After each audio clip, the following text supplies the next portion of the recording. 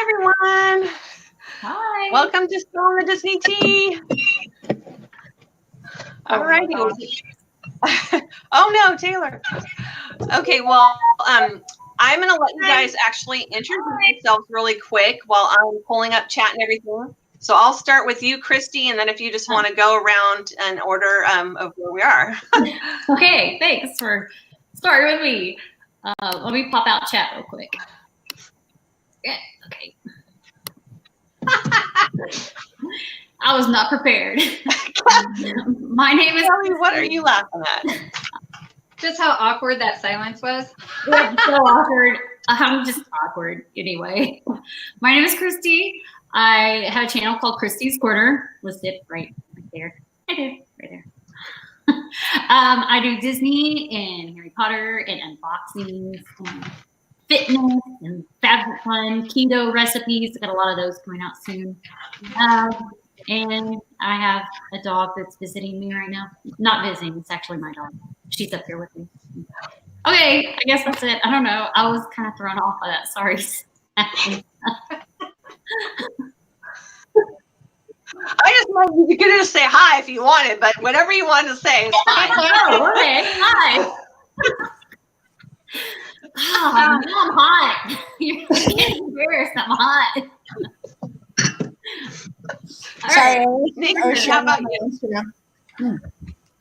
Hey, everybody. I'm Dust Star Diva. I do food blogs. I do crafting. And actually, starting this year, I was talking to my brother from another mother, Prince Charming Dev, and he came up with a really good idea and some suggestions on the way my channel should be going.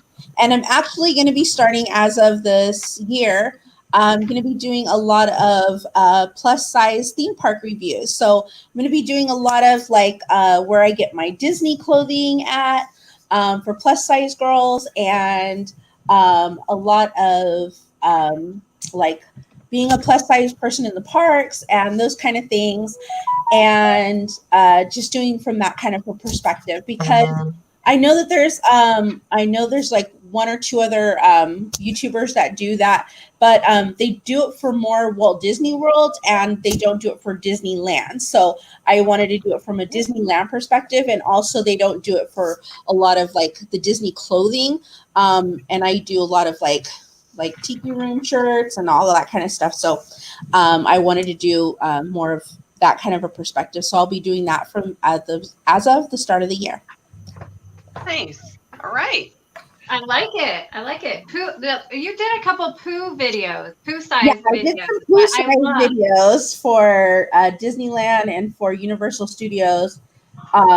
So those ones went actually really well, and he was like, you should go more in that direction, because I had actually a lot of views on those videos. So he thought that I should go more in that direction.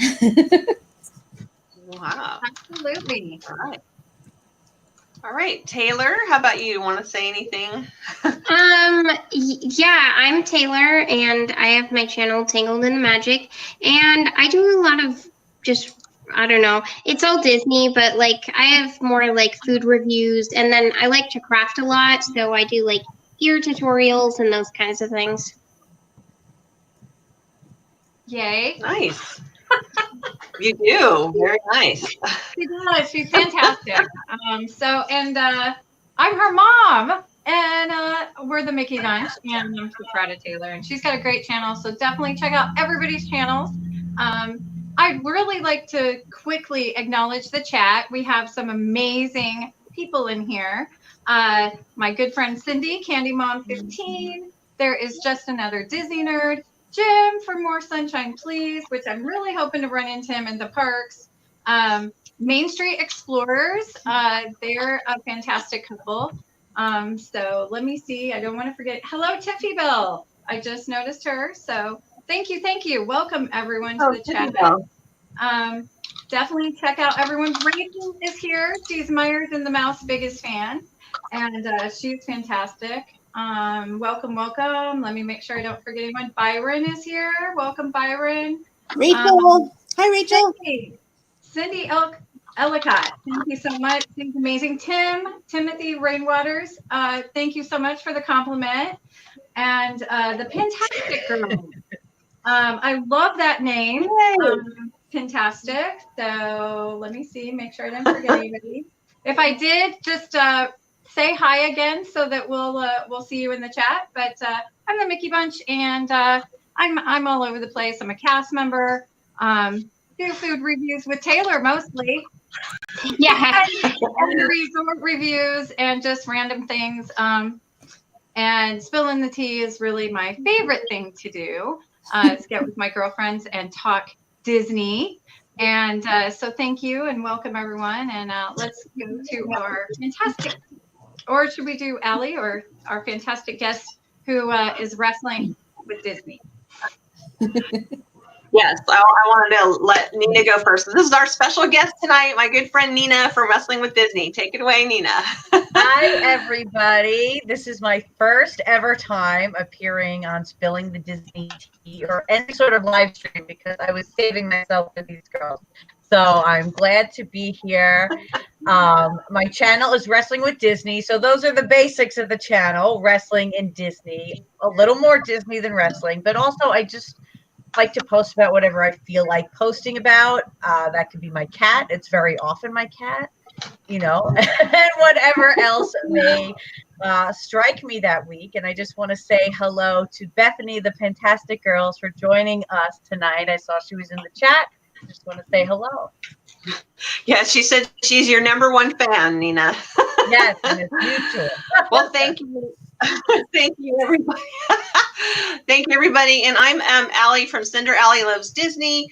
Probably from the channel name, you can get a hint that my favorite character is Cinderella, and that's who my primary collection contains. But I do love a lot of Disney, and so I have a lot of other Disney things in my collection as well. And I do all the typical things that are out there, box swaps and pins and events and all that kind of thing too. So thank you so much, everybody, for joining us tonight. Kelly, thanks for shouting out for everybody that's in the chat as well. So, and like I said, we have our special guest Nina here tonight. So the first thing I thought we'd kind of talk about, because I couldn't find a lot of dish stuff out there, like I mentioned to you guys, but I thought we could maybe talk about the new live action movie that's going to be coming out, Mulan.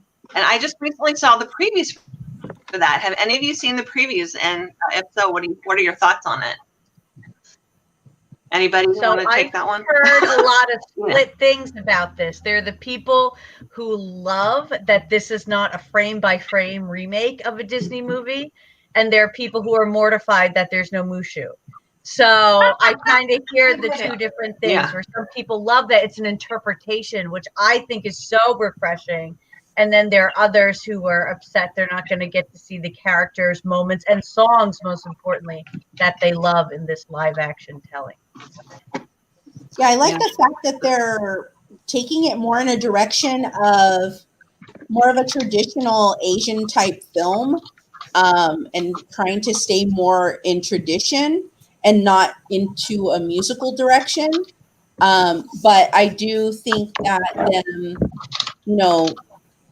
not having Mushu in it, which is like one of the more famous characters in the Mulan movie, it's kind of taking away from it. But I can see why they want to take it into that direction, because they don't want to offend the Asian community, bringing out a live action, movie and then turning it into this, travesty of, having like a characterized dragon, doing all this comedy stuff. I think it would just offend people. So I think taking it into the direction that they're taking it into and making it more of, a live action, more of a historical kind of life lesson movie, I think is going to be more of an homage to the movie, instead of it being more where people are going to be outraged and upset about the thing. So I think that Disney's playing it safe doing it this way. I think if they did it any other way, there would be a lot of more upset people than there is now. I think putting a singing dragon or, something else, it would just, there'd be an uproar. There'd be all kinds of controversy. I think we've all kind of had it with the live action remakes. Yeah. Either they're, a weird story of not the animation, or, it's just we've been inundated with it. So I think they need new blood in the creative department. They are running out of ideas. They don't have any new creative people that are in the department to where they're coming out with new ideas. And so basically they're just throwing ideas at old dartboards and saying, okay, what are old movies that have done really well, and let's remake them. And instead of saying, okay, let's get creative and let's create new movies, let's have new ideas, and let's do something nobody's ever heard of before. Right now, they're just pulling movies out of vaults and remaking them. I feel like a lot of people feel that way. And it's easy to feel that way. I did love Lady and the Tramp on Disney Plus. I loved it so much. I thought that was cute. I thought it was so cute. I did miss the Siamese twins, or the Siamese cats or whatever. But I loved it. I thought it was really, really great. So maybe Disney Plus can be a forum that they can, because there is something magical about it looking real, something that you've seen only animated. So I get it, but it just felt like too much. And Mulan, you can't do Mulan as a adaptation of the animated without Shang and without Mushu. And so Disney, I do think that they took a whole different approach, and it's kind of the girl power movie. And I get it. I probably won't go see it until it's like on Disney Plus. Yeah. Honestly, I don't feel any real desire. Like I have to go spend, $50 for us to go see it and buy popcorn and all that. But it does. I think it does look refreshing. I mean, us as Disney fans, we're at the point now that it's like, if you mess with one of our movies, we'll come for your throats. We're that we're that big of a Disney fanatic that you mess with certain movies of ours. I mean, it's just like the Lady and the Tramp movie. When you had the Siamese cats, we were waiting for the "We Are Siamese" song, and when you change the song, we're literally with our jaws dropped, like, what are you doing? So if it's not broke, don't fix it. If you're gonna change stuff like that, just create a whole nother movie. Just do something totally different. Don't go and do something. I mean, it just doesn't make any sense. If you want to get creative, create a whole new movie. How about that? I feel like they're similar to what you were saying about the lack of originality for the movies. I think we see the same thing in the parks. There's no more original, like the Haunted Mansion. It's all based on already successful IPs, which is happening in the movies too. Mm-hmm. And some say it could be a Bob Iger thing, and maybe that will change. But I feel, it's a shame, because we love, especially as Disney YouTubers, those special park characters like Figment, Hatbox Ghost, Pirates of the Caribbean, that were original to Disney. And now everything is based on an already successful film. And I think the frustration with the films, I kind of feel the same way in the parks. Like I feel the same thing happening.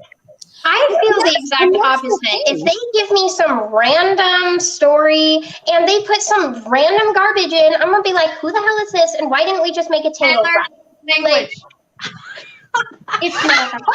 And then also with Maleficent was freaking amazing. I feel like that was very creative and really awesome. I really liked the Cinderella remake. I feel like it was entirely different. Maleficent was so good that they made a second one. And if you think about it, in the last little bit, we've had movies come out like Princess and the Frog, Tangled, Frozen. We've had absolute classics made. These will be the classics. They've been amazing. Those were creative. Those were original. Yeah. Maleficent, but I do not want them putting random rides in without context. Yeah, please give me it based off a movie. A side story from an original So even though Maleficent had to do with Sleeping Beauty, that was a backstory of an evil queen that we were like, wow, we want to know what this evil queen story has to do. So why can't they do like, let's do a backstory on Flynn Rider. Let's do a backstory on all these other characters. Like, get creative, people. There's so many other characters in the Disney universe. You could create so many backstories and have so many movies up the wazoo that like you could go on forever. But they just go, oh, let's remake this movie of this, you know. I don't like the basic, it's just like the movie. I want to see something new. Exactly. Right. I like Death Star Diva felt about the Siamese song. That's how I felt about Maleficent. I hated it. I loved it. I thought it was amazing. I hated how, I don't want to like reveal things, but it was just, I love You haven't seen it by now. My favorite movies of all time. And when they butchered that, I literally was like, I can't even right now. I mean, I love the live action movie. Don't get me wrong. They did pretty good on it. But whenever that song came up, I was just like, what are they doing? I have to fast forward it past it every time. I think we're all after like new, fresh content. And I you know, Nina, I hadn't really ever thought about that. Like at the parks, you know, there aren't that many new things, but I'm kind of one of those persons like people that like what I didn't like about Disney California Adventure when it first opened was there was no Disney. It was just California Adventure. It's all about California. Yeah, people didn't like it. So I think that's a very severe example of how bad Hollywood. Like that one was so bad. Oh my god! So you can't compare Superstar Limo to the Haunted Mansion. No, think about even like the one that was before Frozen. Think about the one that was before Frozen. Oh, Maelstrom. People some people love it, but most people hated it. And I'm sorry, I like Frozen better. Give me a Frozen ride. Give me another one and another one and another one. Give me a Tangled ride, everything. I'm going there for Disney. If I want like a random story that has no nostalgia behind it, I'm not going to go to Disney. If I'm going to Disney, I want Disney. Nostalgia. Take Pirates of the Caribbean. But that's because I only like that because it's been Disney. Yeah. But I mean, we're talking all Walt, Walt creations here. Pirates of the Caribbean, Haunted Mansion. Most of Epcot was already in Walt's mind's eye. So, I get what you're saying. And I had never thought about that. And I do have to say Figment is still a mystery to me. Yeah, I would not consider that one good. But I don't know anything about Figment. Like, I went to Epcot for the first time and rode Figment, and I still really don't know about that thing. I'm a little perplexed. I was like, okay, can we go now? Next I'm a little perplexed about Figment. I will let people, because some people love it. To each their own. I'm not gonna say yes or no about it. The song's a little catchy. It reminds me of Barney. I don't know. That's right. Let's just leave it with that. I'm partial to the Tiki Room. That's all. Tiki Room. That's like to Nina's idea too. Is that was like completely created for Disneyland and had no movie behind it. Yeah. But maybe we need a Tiki Room movie. I am so excited about they added to the Tiki Room Zazu and Iago, and people hated it. They preferred the random garbage of the original idea. The worst thing they ever did to the Tiki Room was when they added Stitch to it. I wanted to riot. I wanted to burn the place. I was like, oh, that's the worst thing they could have ever done to the Tiki Room. And I'm sorry, you guys. That's my attraction. I will come for your throats if you say anything about the Tiki Room. Jeff from Dole Whip Dad is saying that he would like the Tiki Room to be in his backyard. I am with you, Jeff. I cannot get enough of that song. That is my dream. When I get my house, that is my dream. My entire backyard will be all Tiki themed. When you walk through the backyard, that's it. I have in our house here in And do it Florida, all it makes day. sense that we have a Florida room. So eventually, when I'm not working so much, I want to make it like an Adventureland she shed, you know, where it's like tiki room, you know, It will be a tiki shed. A tiki shed. Jungle Cruise, kind of Indiana Jones. Well, Pirates is New Orleans Square, but I just wanted to have that vibe in there. So Yes. Taylor can help me. So really quick, before I give my thought real quick on Mulan, I just want to say hi to Heather, the Disney housewife, who is my other partner channel. She has joined our live stream. So hi, Heather. But I wanted to tell you guys my thought about the Mulan. Now, this is going to maybe shock some of you, maybe not. But I have never seen the Mulan cartoon. But I had no interest, no desire to want to see it. But now that I have seen the previews to the live action movie, I think it looks like a good movie. I'd like to see it. Oh my goodness. A girl with white. What? What's up the tea on that one, Cinder Alley? What? I can't hear you, Nikki, because it's like stops. There's a delay. So what do you say? I am sipping the tea because what the heck? Allie, do you have Disney Plus? Have you at all? No. You know what? Chris, Have you had cable television in the last 25 years? Disney Plus is not compatible with my TV, believe it or not. They're supposed to make the app compatible with the brand TV I have in the next month or two. So as soon as they make it, I am going to get Disney Plus. But right now, I don't have it. I got to sip some more tea because I'm judging you right now. I'm going to say this right now, and once you watch Mulan, you'll understand what I'm saying. But dishonor on you, dishonor on your cat.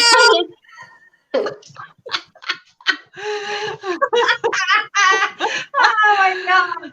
Yes. I just had to put that out there. Well, that is terrible. It was on Netflix. We're making waffles.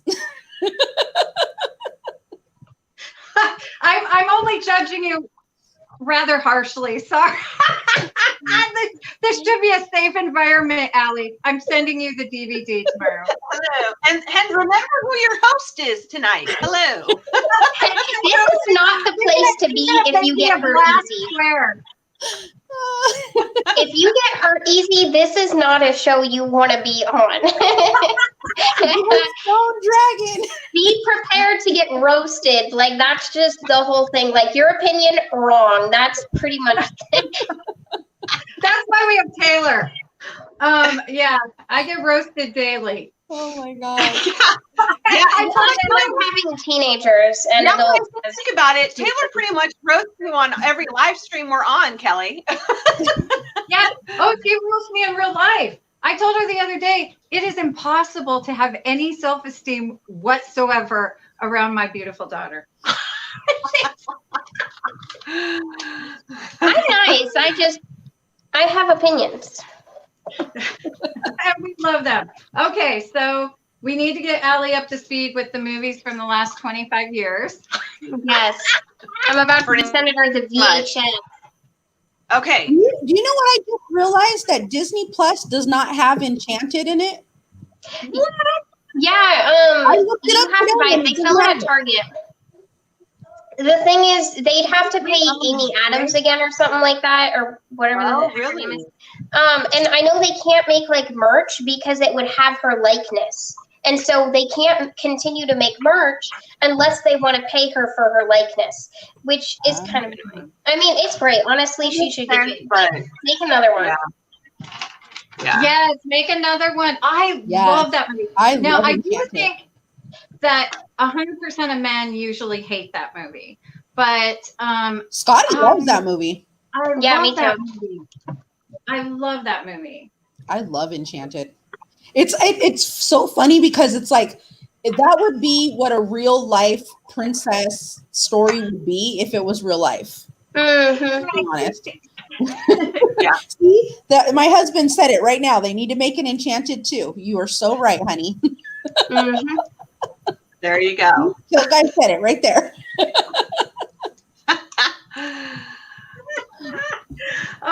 gosh, I just want, there's a couple more people in chat. Let me find them. It's going pretty fast. Yeah, everybody's amazing. Thank Chat's you. Singer Family Adventures, Tiffy Bell. I'm not sure if I mentioned her. Of course, my good friend Jeff, Dole Whip Dad, all of our friends. And the Kilt Guy, who's Mr. Death Star Diva. And I'm sure he's going to love that. He's Mr. What would be a diva as a man? I don't know. But he's still a diva. A diva. Yeah. There's another Disney nerd. Nathan is here. So welcome everyone. And keep chatting and, joining in the conversation. We appreciate it. And thank you, Nina, for being so patient with us. And she's amazing. So thank you so much. And check out everybody's channels. I'm going to start adding links and I'm going to start talking now. Thank you, Kelly. I mean, thank you on adding links, not on here stopping talking. Okay, so what I thought we'd talk about now is like how to network with other YouTubers and maybe like working on collaborations and what some of the sort of unspoken rules are about doing collaborations and things like that. So what are your thoughts? For me, I think it's important to actually engage with the person before you ask to join their collab. And one big thing that I noticed is I've had a lot of people comment on my videos saying, hey, check my channel out. I'm not going to check your channel out until you leave me a legitimate conversation starter comment, not check your channel out. In fact, I delete your comment if you say check my channel out, especially if you put a link in it. Yeah. And YouTube flags it as spam anyway, so I find it in my spam box and I'm like, delete. Yeah. I'm like, you gotta engage in interactions, right? Genuine interactions. And engage in conversation with me. And I don't really care if they're watching all my videos. I know I post daily. I know that none of you guys can watch every single video. But a lot. Post every day. I know. On your channel, I try to do as much as I can, but I can't do every day. Yeah. It's a lot. And sometimes like I'm on my TV because I'm doing a lot of like crafting and other stuff. So a lot of times like I'll put my TV on YouTube and I'll just be binge watching like my YouTubers. I'll just stick it on my YouTube and it goes through all of my friends' YouTubes and it just like goes through my favorites. And so I'll be watching everybody's YouTubes, but on there, like I don't sit there with my controller going like comment like through everything. So it just plays through all of them. So even though I may not be commenting and liking everything, I'm watching them all. And so I'm just like, okay, just watching them all and binge watching everything.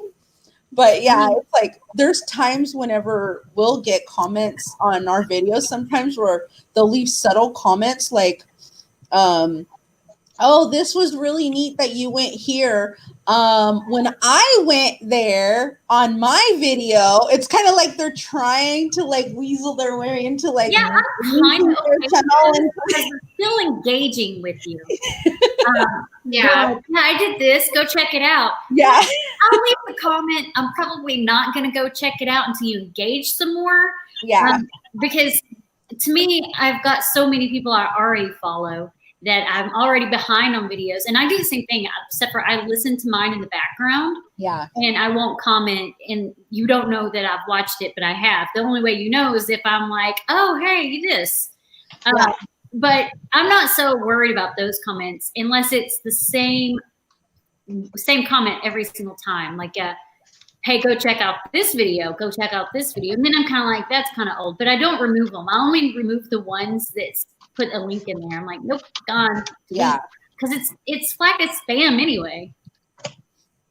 You know, I don't like it when somebody, I love the comments. I have to say, it's like the highlight of my day is when I read through the comments and they're usually so like awesome and thoughtful and, you know, engaging. But, you know, when somebody just leaves like a thumbs up emoji or you wonder, did they actually even watch the video? I know, I appreciate you leaving that, but a I heart mean, emoji. Like, even just like a, hey, hi, Kelly, you know, that must have been fun. Thanks for sharing. You know, Yeah. whatever. It doesn't have to be, you know, a novel, but a little more than just a heart emoji or something. It just feels Cool like video. Right. Yeah. Yeah. Love that one. Hey, great job on your video. Right. Or like I Yeah. seen one. I can't remember. Well, I'm not going to call them out, but there's this one YouTuber that I know that they left, and I noticed it because I went on to another person's YouTube video, and I happened to see the same exact comment, but they literally left it was only one comment, and it said "fun video," and I literally was like, okay. So then I went on to another YouTuber's video, and they left the same exact comment on their video. And I'm like, okay, do they leave that on every video? And then I started looking at like other people's videos, and they left the same exact comment on like 3 people's videos. I'm like, so do you actually watch their video, or you just put that for every comment? Like, video. I love when they write something that like had nothing to do with your video. Yeah. You're like, Exactly. My cat died. Fun video. just give me the thumbs up at that need point. to realize that like never have I gotten a comment that just said fun video and said, let me go follow this person and check out their channel. Yeah, You know, never like, have I. you have to connect the dots, and then you're spending, even though you're just copying pasting the same thing, you're still spending time where if you just really honed in on that time to leave one thoughtful comment on something you like, you might get that result you're looking for. Yeah. It's like, okay, fun video. It's like I have a confession to tell you. My grandmother died. Fun video. It's like, oh my god. I feel like fun comment. Thank you for the time. wow. Yes, Cynthia's like, y'all know I watch. She does watch because she Yeah, like she does. the Yeah, little she does. details. And we I appreciate love you, for Cynthia. sure. And we appreciate you, Cynthia. Yes, for You sure. do it so well. All those comments, they're like fun video or great video or whatever. I never know what to respond to them, so I just thumbs up them. I'm Thumbs like, up, yeah. I engage with everybody, and it just never happens when there's just this short. And I'm like, I don't know what to say. Thanks. You know, I'm happy that anybody, you know, Yeah, of course. it does feel a little bit like weird, you know, like awkward. If it's just like fun video. Well, Yeah. was it? I have a question for you guys. Do you guys feel pressure to comment on people's videos? Because sometimes I feel like, you know, if a tree falls in the wood and no one hears it, did it really fall? Like if I watch a YouTube video of a friend and I don't comment on it, did I really watch it? You know, like I feel this pressure to support my friends. I sometimes do because I follow a lot of YouTubers. I follow tons. And so for me, whenever like I have my TV going and I'm binge watching all of my YouTubers and I'm going through like hundreds and hundreds of YouTube videos and I'm binge watching them, I'm like, okay, eventually I have to go through all these and I have to comment and put like what I thought about their videos. And then it's like I get so busy with everything else and I'm like, I freaking forgot to comment and like leave comments on all these. So it's like on certain days, whenever I have like a day off of work, then I'm trying to go back through all these videos and comment like whatever I thought about the videos and stuff. And it's like sometimes I get overwhelmed and I just like run out of time and I don't have enough time in the day to leave the comments that I want to leave. But yeah, I do feel pressure sometimes. And I feel like a bad friend sometimes. I feel like people suddenly like I don't know. I've seen like a few people in their live streams too. Like you'll comment something and be like, "Hey, it's been a while. I've been super busy or whatever," and then they'll be like, start talking about how, you know, some people are just in it for the views and how they don't want to support the other people, don't like, don't comment, and it's like, I have a life, and I'm sorry, but there's like 200 people subscribed to me. I can't put like, comment, everything on everybody's video. I just don't have the time for that. So when I do get the time, I'll go and like and comment or whatever. But it's not like I'm just suddenly in it for the views. I'm commenting on your video because I liked it and I watched it. But I don't have time to do everybody's every video. And they have to understand too, like for me, like for me personally, I know that like whenever me and Scotty first started, there wasn't that many Disney YouTubers out there. There was only like maybe 20, 30 Disney YouTubers out at the time. So we were able to keep track of a lot of, our YouTube our YouTubers, and we were able to comment, like, and follow them all and stuff. But in the last like year and a half, there's been an influx of Disney YouTubers to where there's so many you can't keep track of them all. And to be able to like, comment, and subscribe to every single one of them and be able to follow all of them and comment on all of them, there's just way too many to go through, and it's just so overwhelming that it's just like you can't keep up with them all. So it's hard. It's gotten so difficult for us, and it's gotten to the point where it's like a lot of the Disney YouTubers that used to do Disney vlogs, are now like starting to think twice about, should we even do Disney videos anymore? Should we even go in that route anymore? So a lot of them are even starting to like second guess, like, is this something that we should go, because it's being like oversaturated. There's just like too much stuff. It's like, like there's so much stuff going on this year. It's just like crazy. I know, but it really is. It just seems like it's overly saturated. So there's a lot of stuff going on, a lot of changes going on for the new year, and yeah, we've just seen so many changes, and so many like out with the old, in with the new.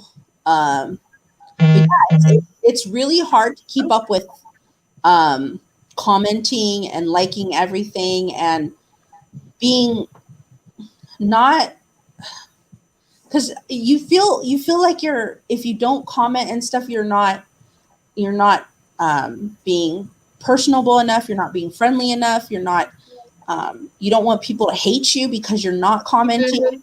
You don't want people to hate you because you're just doing it for the views, or you're not really genuine. And so it gets tough. It gets hard. What do you guys recommend? I think a lot of people agree with that. If we're not commenting, like if somebody's trying to grow their channel and there isn't time for commenting, what else would you recommend to people looking to grow their channel on YouTube? Just put a little more time into the videos. Yeah. Just to be honest. Like, I mean, I'm not trying to be mean or anything, but there are times where, like, I'll be honest, there's a couple of my videos where I say in the video, like, this was done in 3 seconds. But, I mean, there are some people that are, I'm gonna skip that word. Like complaining on the Disney Facebook YouTube group, like, why isn't my channel big enough? I get no subscribers. I'm stuck at this many. Why? My channel is so good. And it's like, your channel is not interesting. It's bad. The videos are rough, and you look like you just got out of bed. Girl, put like a little effort into it, and some editing and stuff, and maybe stop putting the blame on everyone else as to why your channel isn't, and maybe like, maybe I'm not putting out interesting content, or maybe I should put a little more time into this, or maybe it's just not my thing, or maybe I'm not in it for the subscribers. That's not going to work, but I've made some friends. Like, just stop complaining on the Disney Facebook YouTube group, and maybe just reevaluate a little bit. That's my suggestion. I think a lot of it is patience too. Yeah. Where people just Amen. don't It takes have work. the patience to, and it's like you need to get a catalog of videos. You need to get your tag out there. You need to get your channel's identity and your own flow. Because as you go and you watch your older videos, you go, oh my gosh, look at me then. And you need to like. Well, and you have those people. You have those people out there that are complaining when they're not, when they haven't reached 100 subscribers. Do you know how long it took me to get till I reached 100 subscribers? I've been on YouTube for coming up on 2 years, and I'm not even at 1,000 subscribers yet. That's my goal for this year. But sometimes it takes time to get there. You have to put your time in. It doesn't come like that. Yeah, and not only that, like the thing is too is you have to find your own niche. There's like I've seen an influx in YouTubers for like the Disney community, and all they do is like unboxings or like ears, and it's like how many other people are doing ears, how many other people are doing unboxings. Yeah, so many of them. Like you have to find a niche that there's nobody else doing that's going to make you and set you apart from other YouTubers, that's going to draw people to you. If you're doing the same thing 50 other people are doing, guess what? You're not setting yourself apart from anybody else. You're not drawing people to you.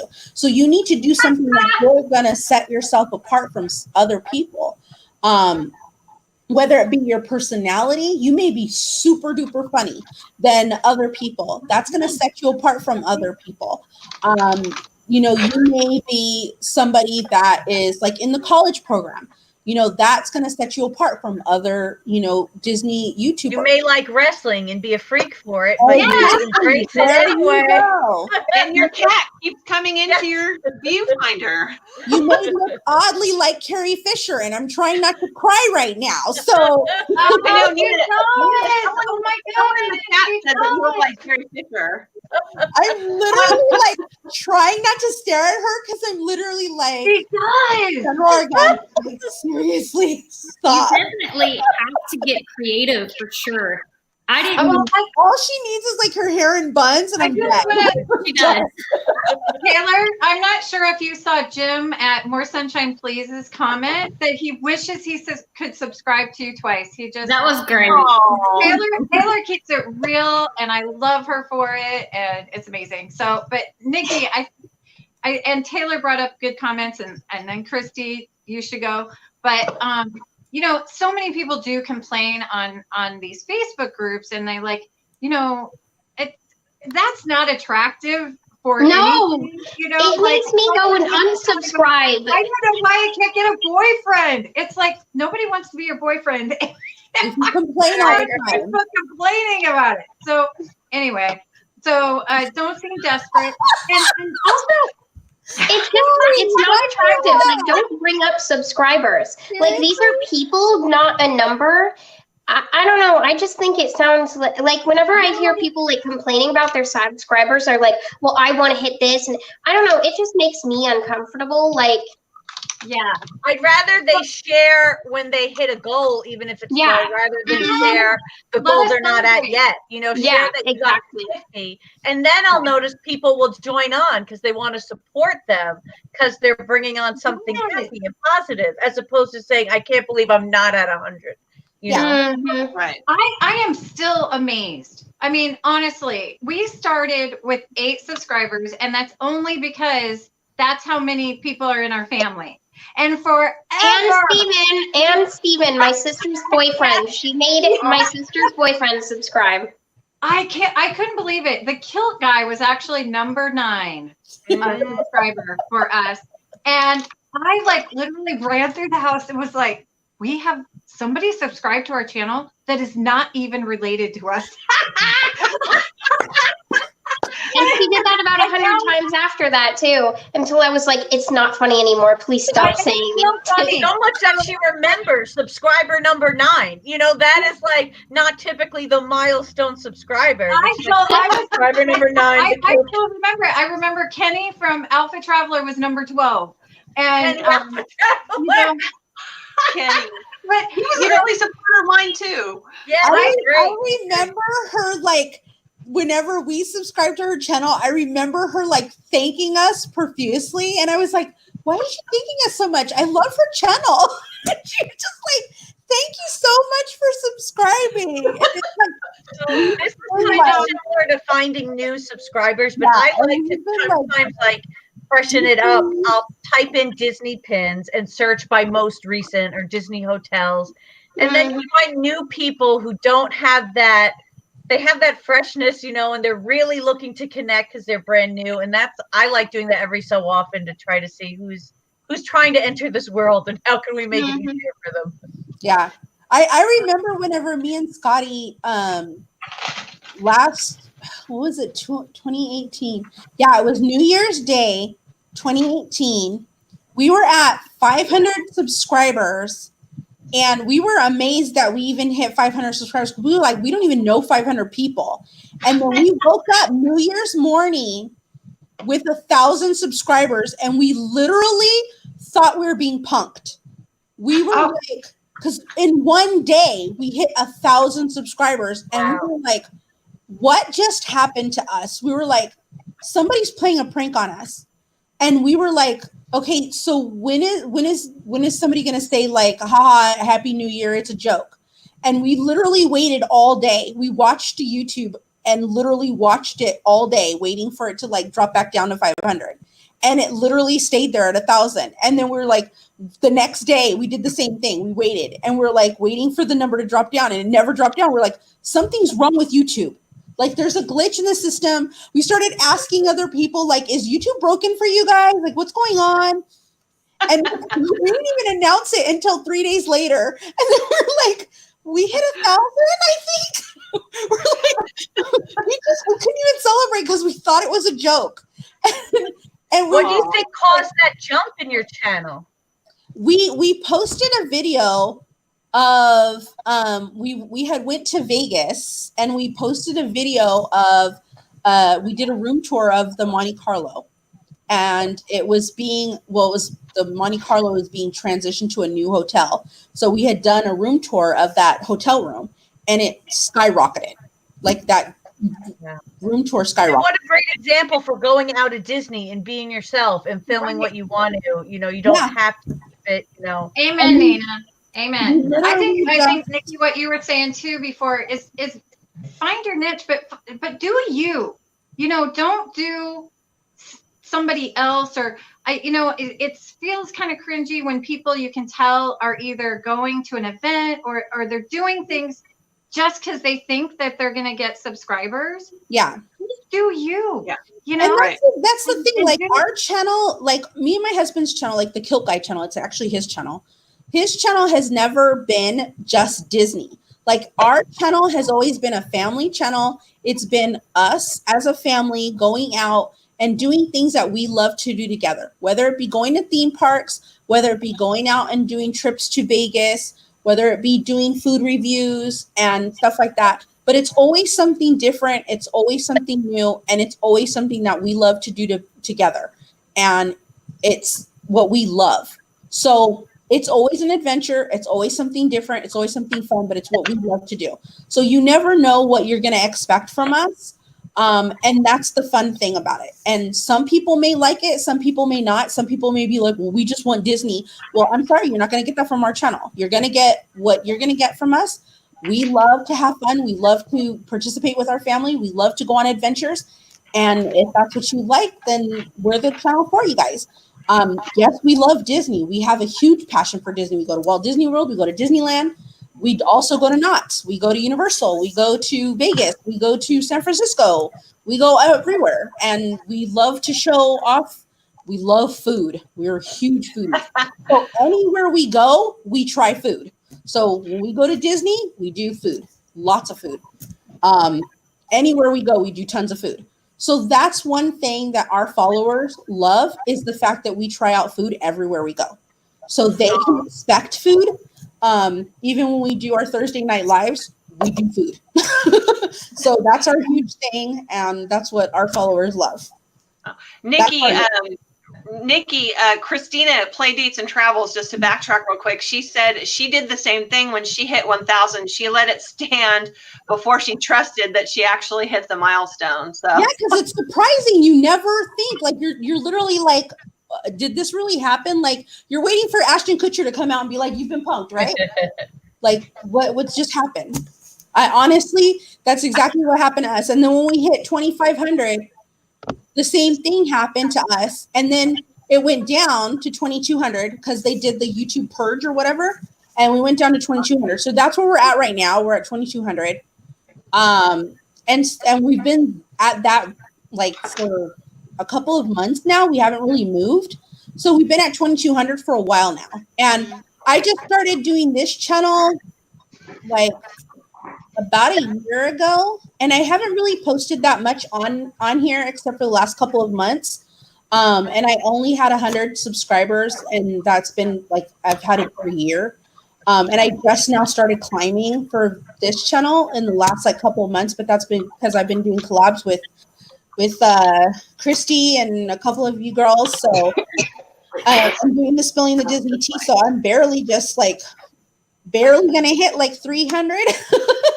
So yeah, I mean, but it's all about patience and yeah. doing your And thing. honestly, like I'm not even worried about the numbers. I'm just glad I'm having fun with you girls. Like I could care less about the numbers. I'm just glad I'm having fun with you girls, and I do this channel for fun. So I could care less if I have 3 subscribers or 3,000. I could care less.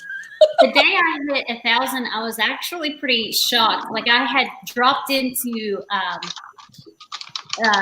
PTV's live stream and just said, hey, and was talking for a minute. And then I had to hop out for whatever reason. I can't remember. And then when I get back to my phone, like 20 minutes later, I have 100 messages from people saying that I hit 1,000. And I go back into PTV's live stream and they're all like, yay, Christy hit 1,000 in our live stream. I was like, and then it's like a day or two after I hit 1,000, it went up to like 1,085. And I think it's at 1,000. Smokes. I was like, how did I get 85 subscribers in a day? It's crazy. Yeah. That's amazing. 85 in one day?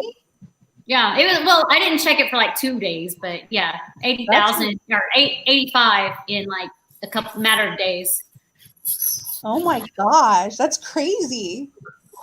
It was crazy. Now I kind of, sorry if you guys hear the dogs. They're fighting right now. You guys have all hit like huge milestones this year. Like this has been like a huge year for all of you guys.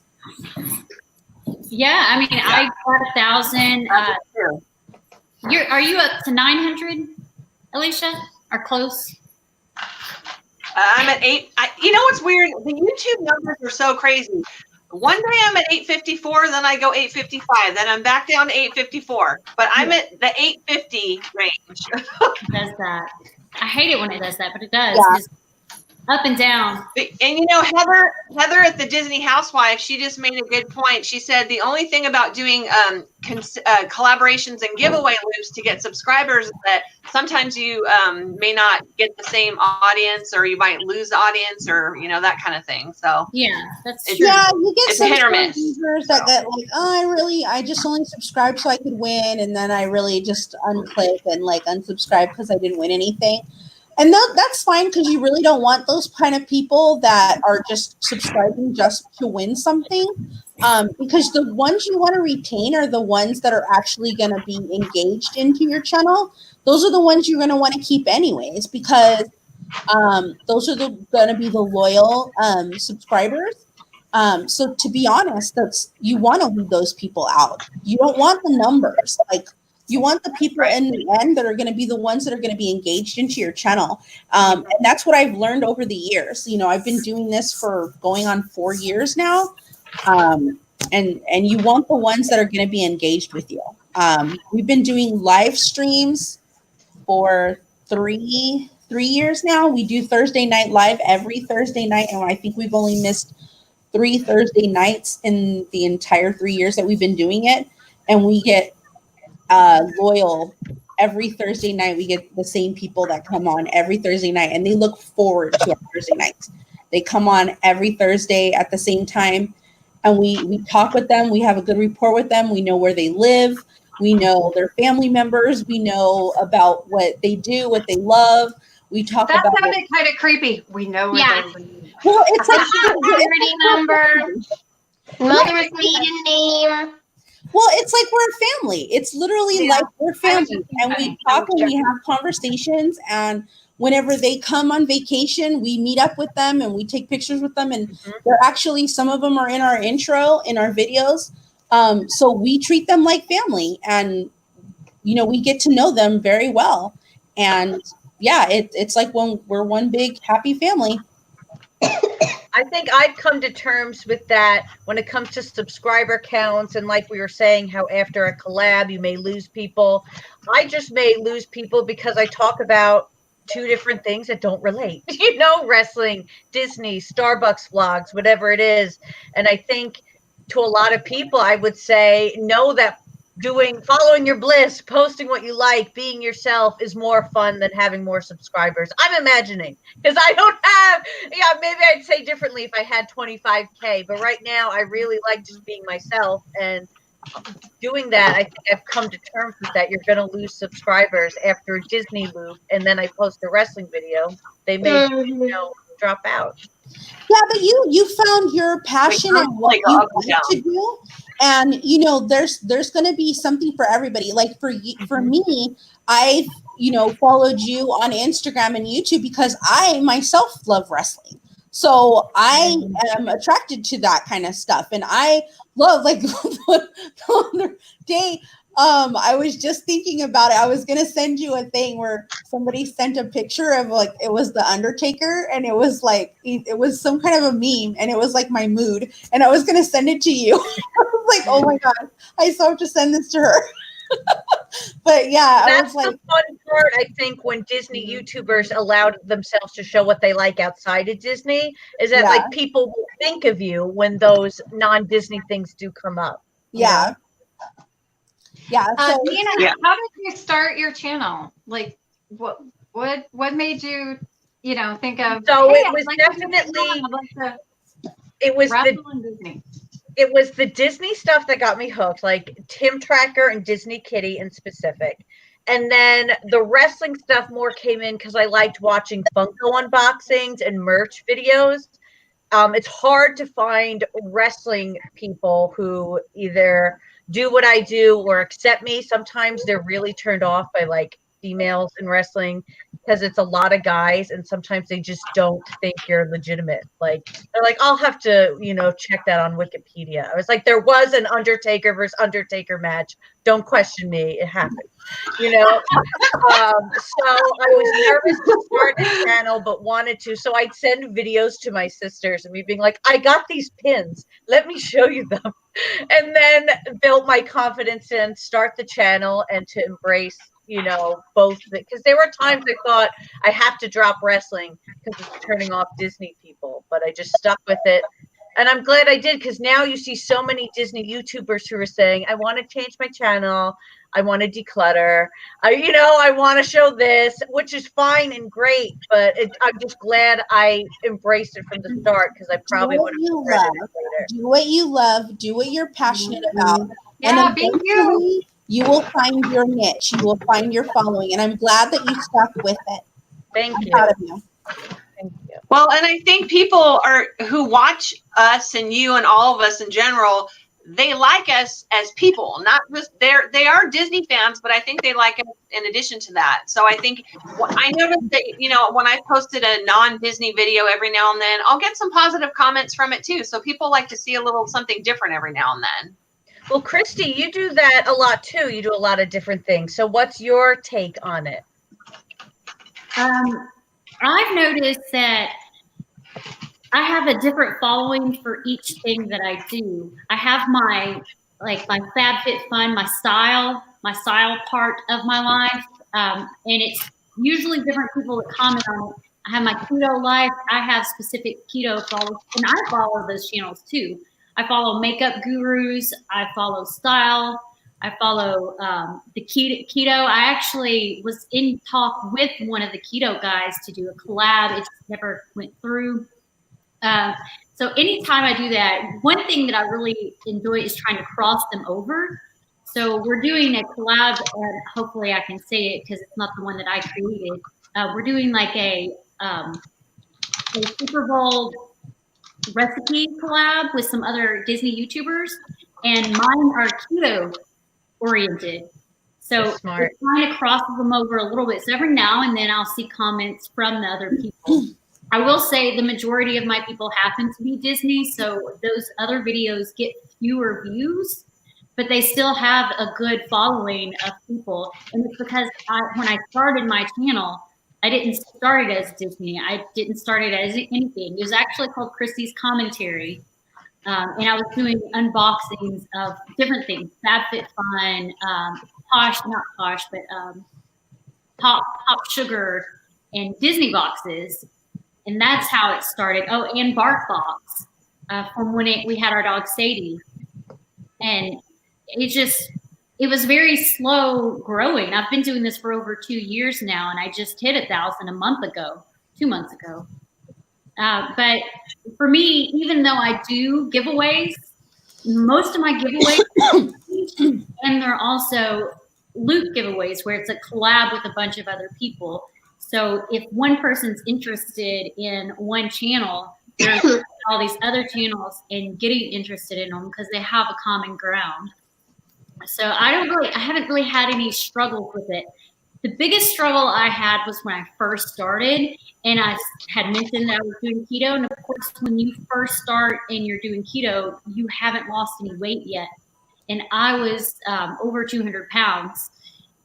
And I got a lot of nasty comments from some people and saying, you don't need to be on the TV, you don't need to be on the screen, you're too fat, you're too ugly, all sorts of stuff. And I'm like, I could not believe how rude people are being. And I wish they would have said that to me. So rude and discouraging. And I've never really been real. Everybody's insecure. Everybody is insecure about something, but I've never been like extremely insecure. And those comments made me feel horrible. I was like, oh my gosh. I wasn't losing the weight for them. I had already started on my process and was losing it for me. And for them to be like, well, once you start looking better, I'll come to your videos. Dude, you got blocked. I don't care if you don't want to look at my face. I don't want to see your comments. And I was done with them. So my one thing that is a takeaway is if anyone's ever rude, discouraging, ignore them.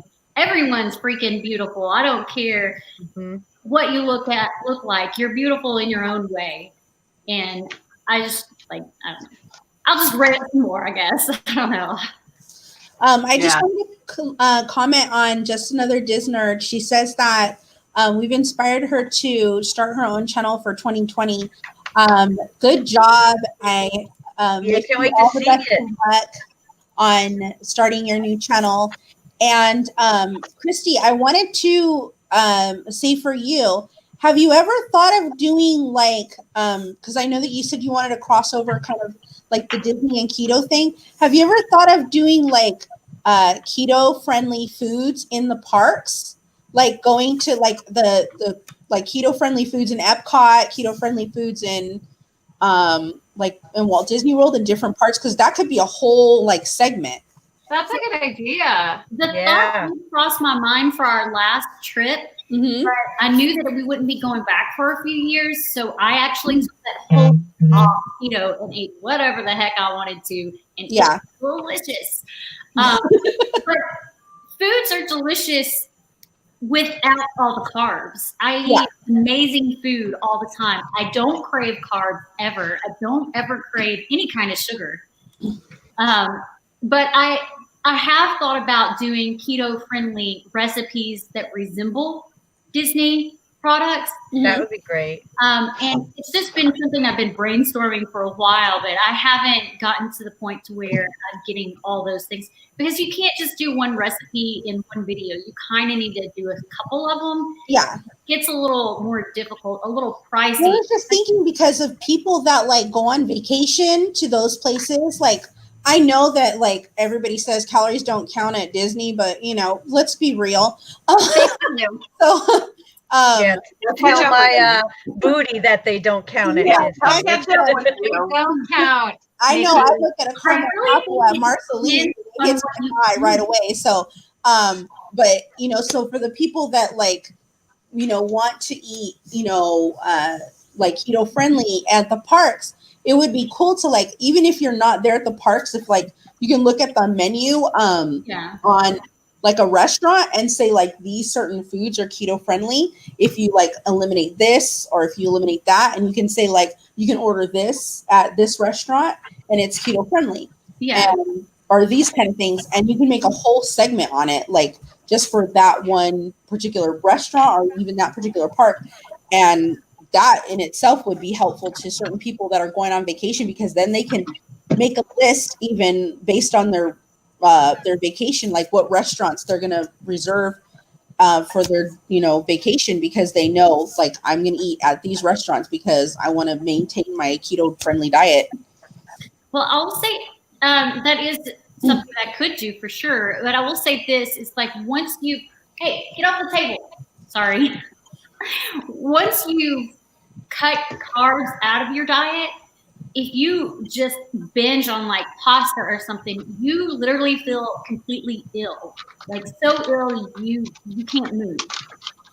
So one thing that I did notice that when I was at Disney, I didn't eat any pasta. I didn't want it. I was like, I do not want to get sick.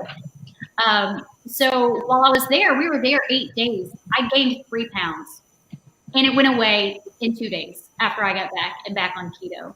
The year before, like it was like I had started keto. I want to say it was like August of 2018, around there.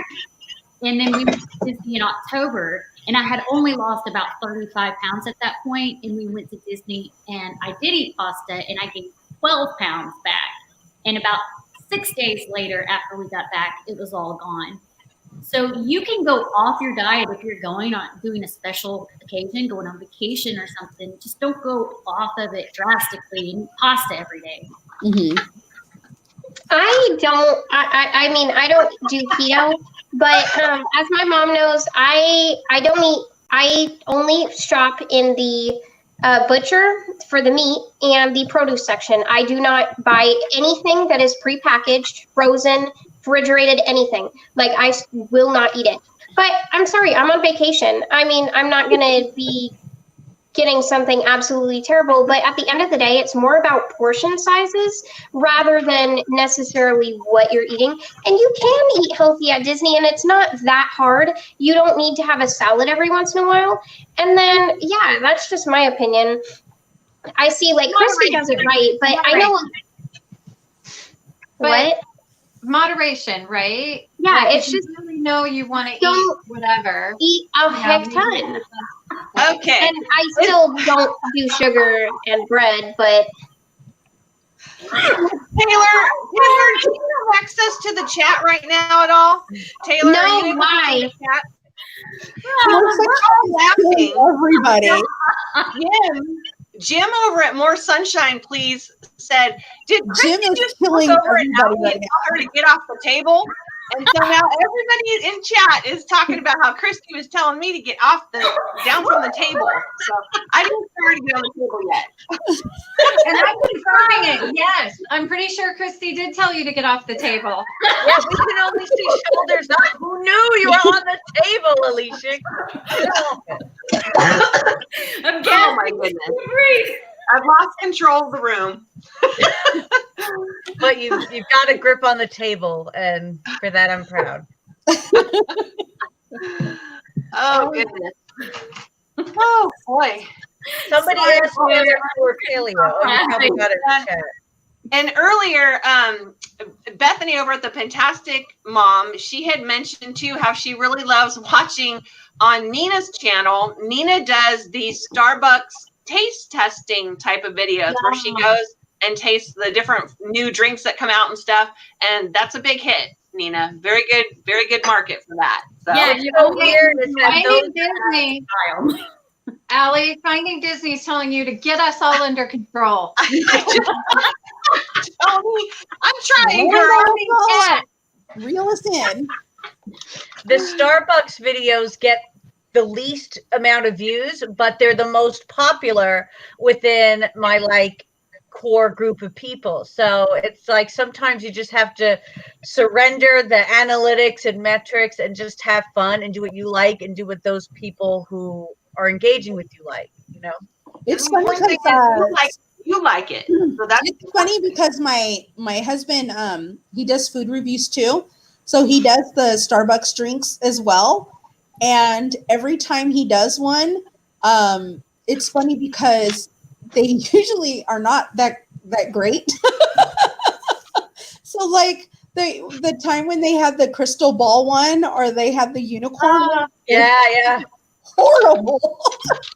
But it's like they always come out with this new one. Yeah, I think everyone we've got has been terrible and nobody likes it. Well, you know what? I think everyone we've tried of the special ones, like the magic ball or whatever, they They're all sour, kind of taste like fruity pebbles.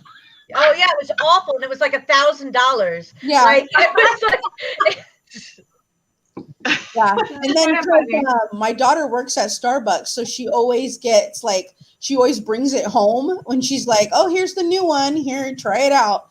And so it's like, oh, girl, how do we get the new one? And we get to try it out.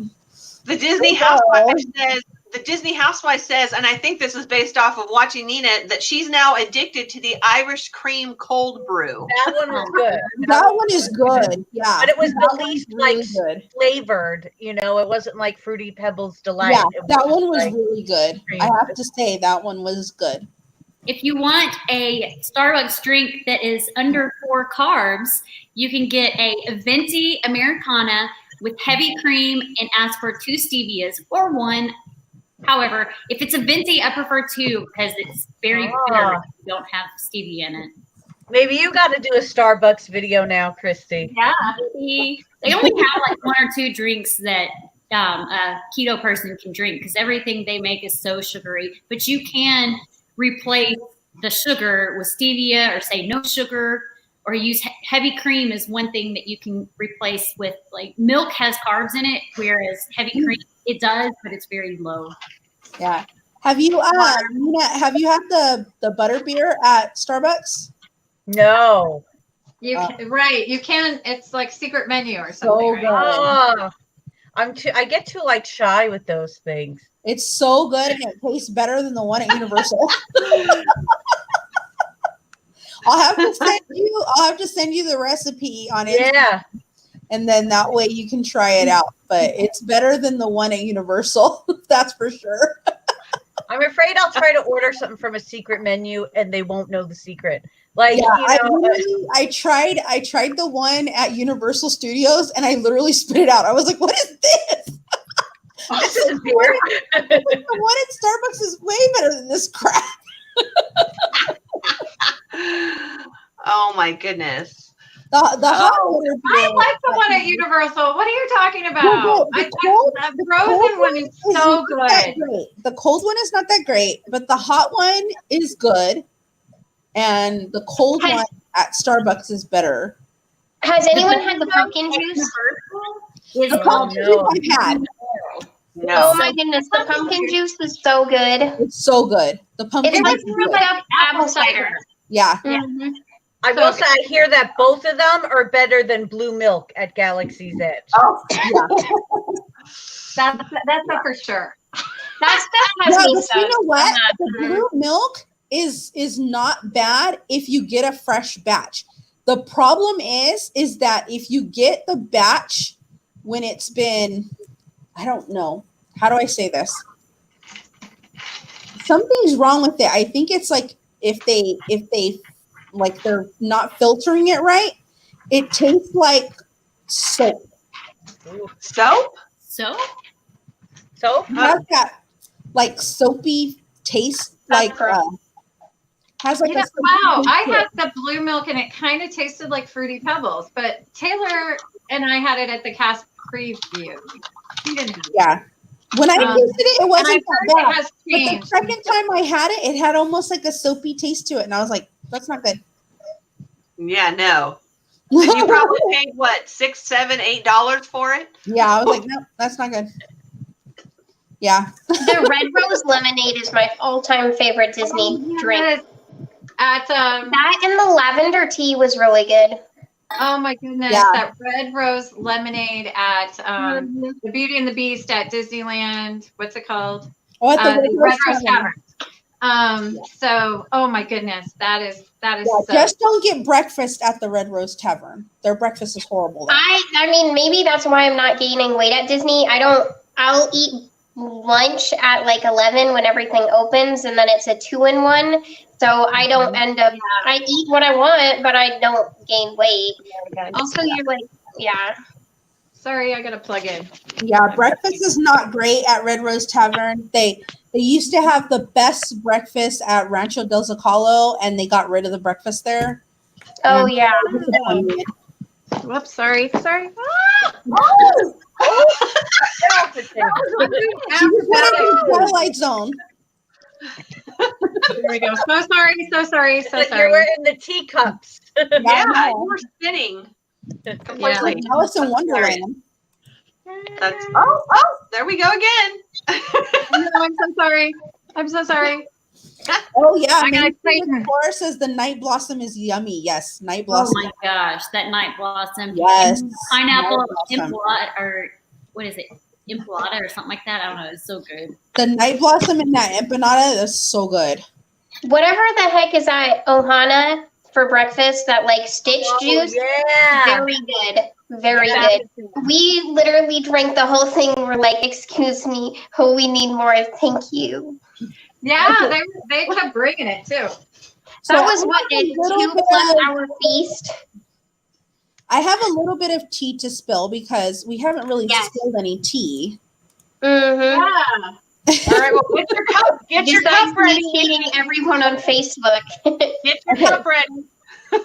So there was an article that came out today that they were talking about if you think the price of Disneyland tickets are high, they're saying that they're a little underpriced given the price of entertainment these days.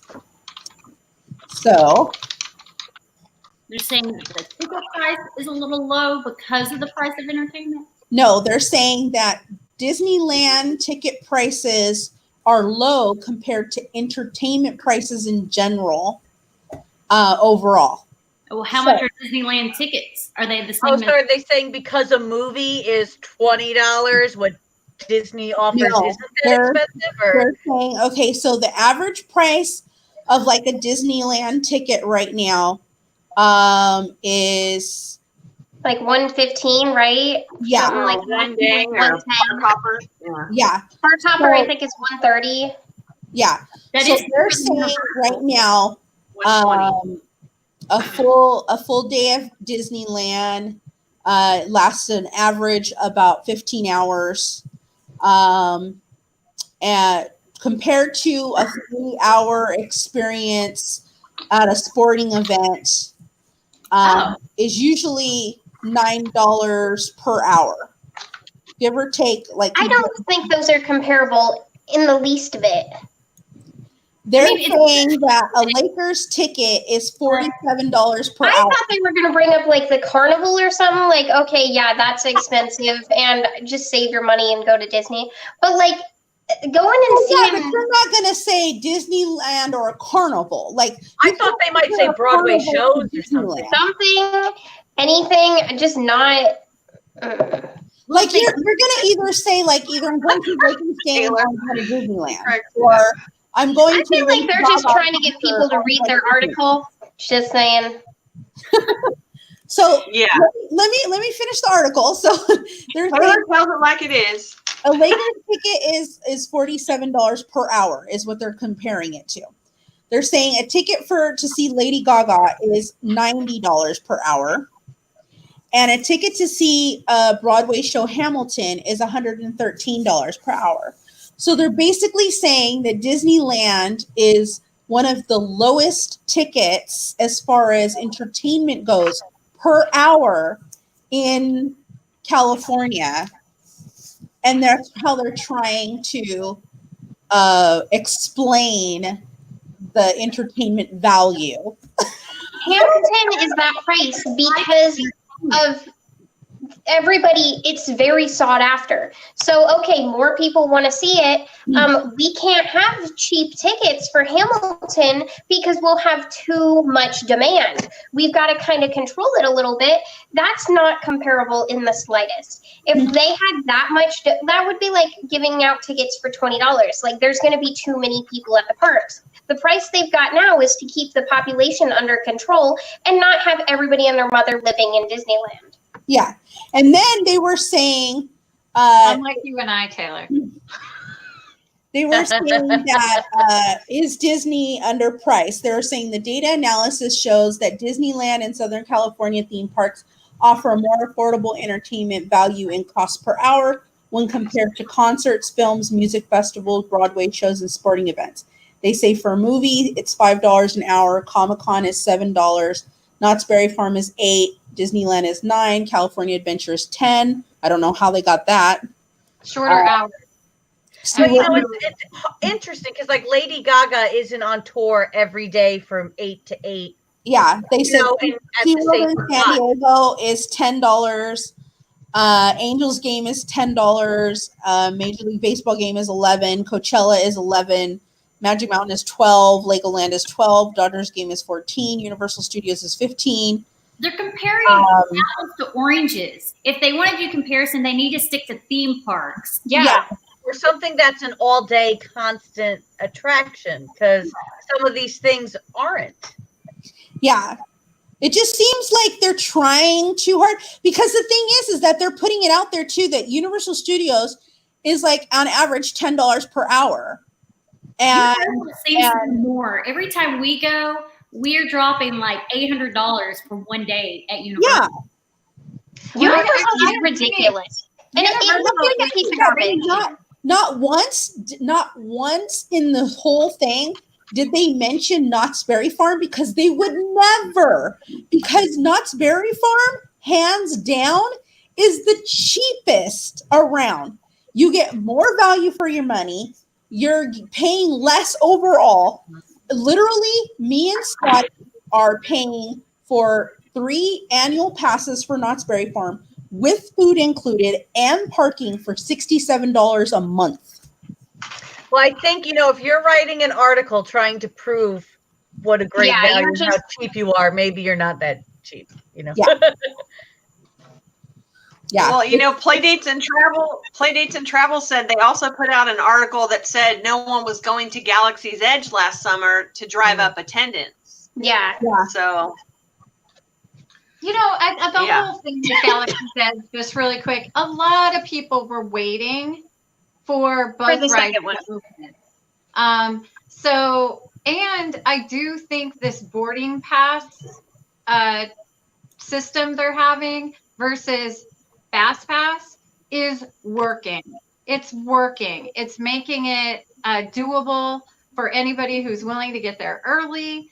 I like that Galaxy's Edge is you have to be in the park to get a boarding group. I am pro never put a Fast Pass there. I hate how Disney World has 60 days in advance. It is ridiculous.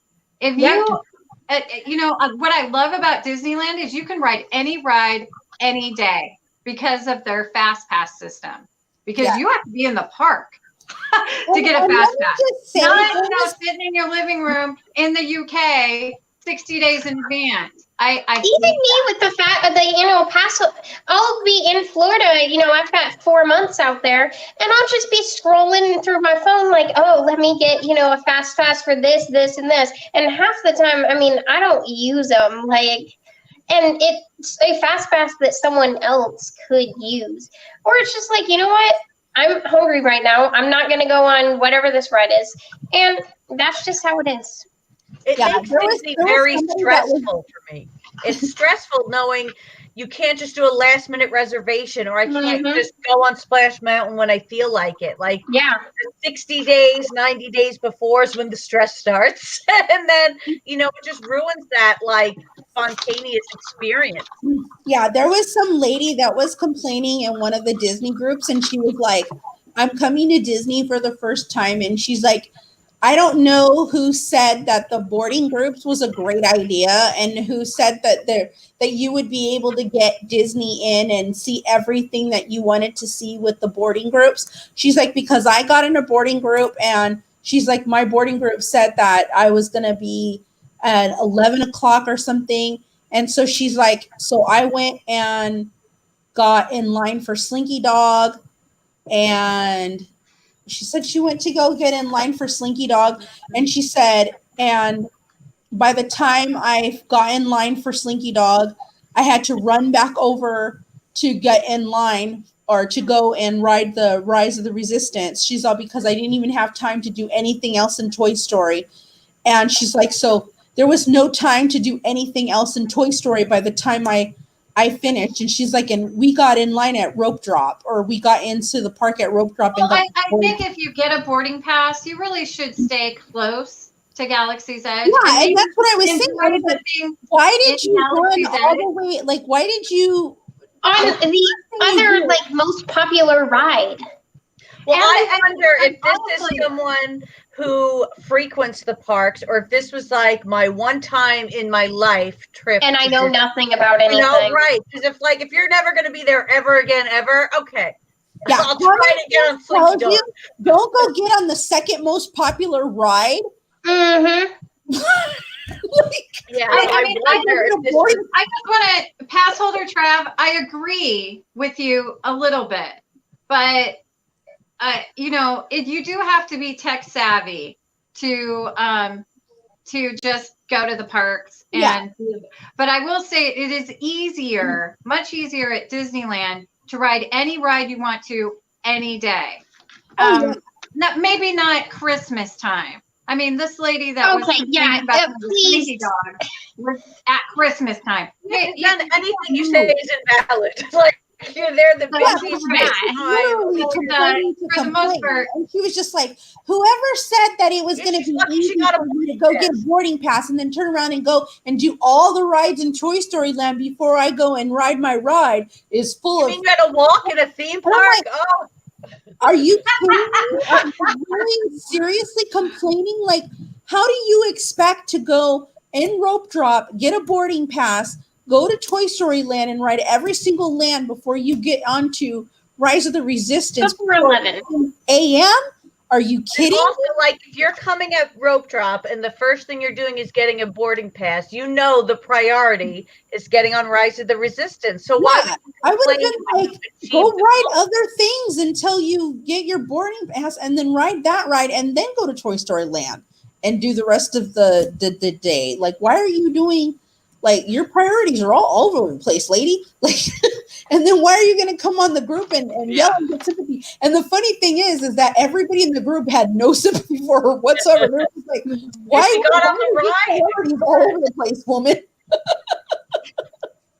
There's always going to be somebody. But I think the boarding pass is working for the most part. It's really, I think so too. And I'm glad I'm going to put it in.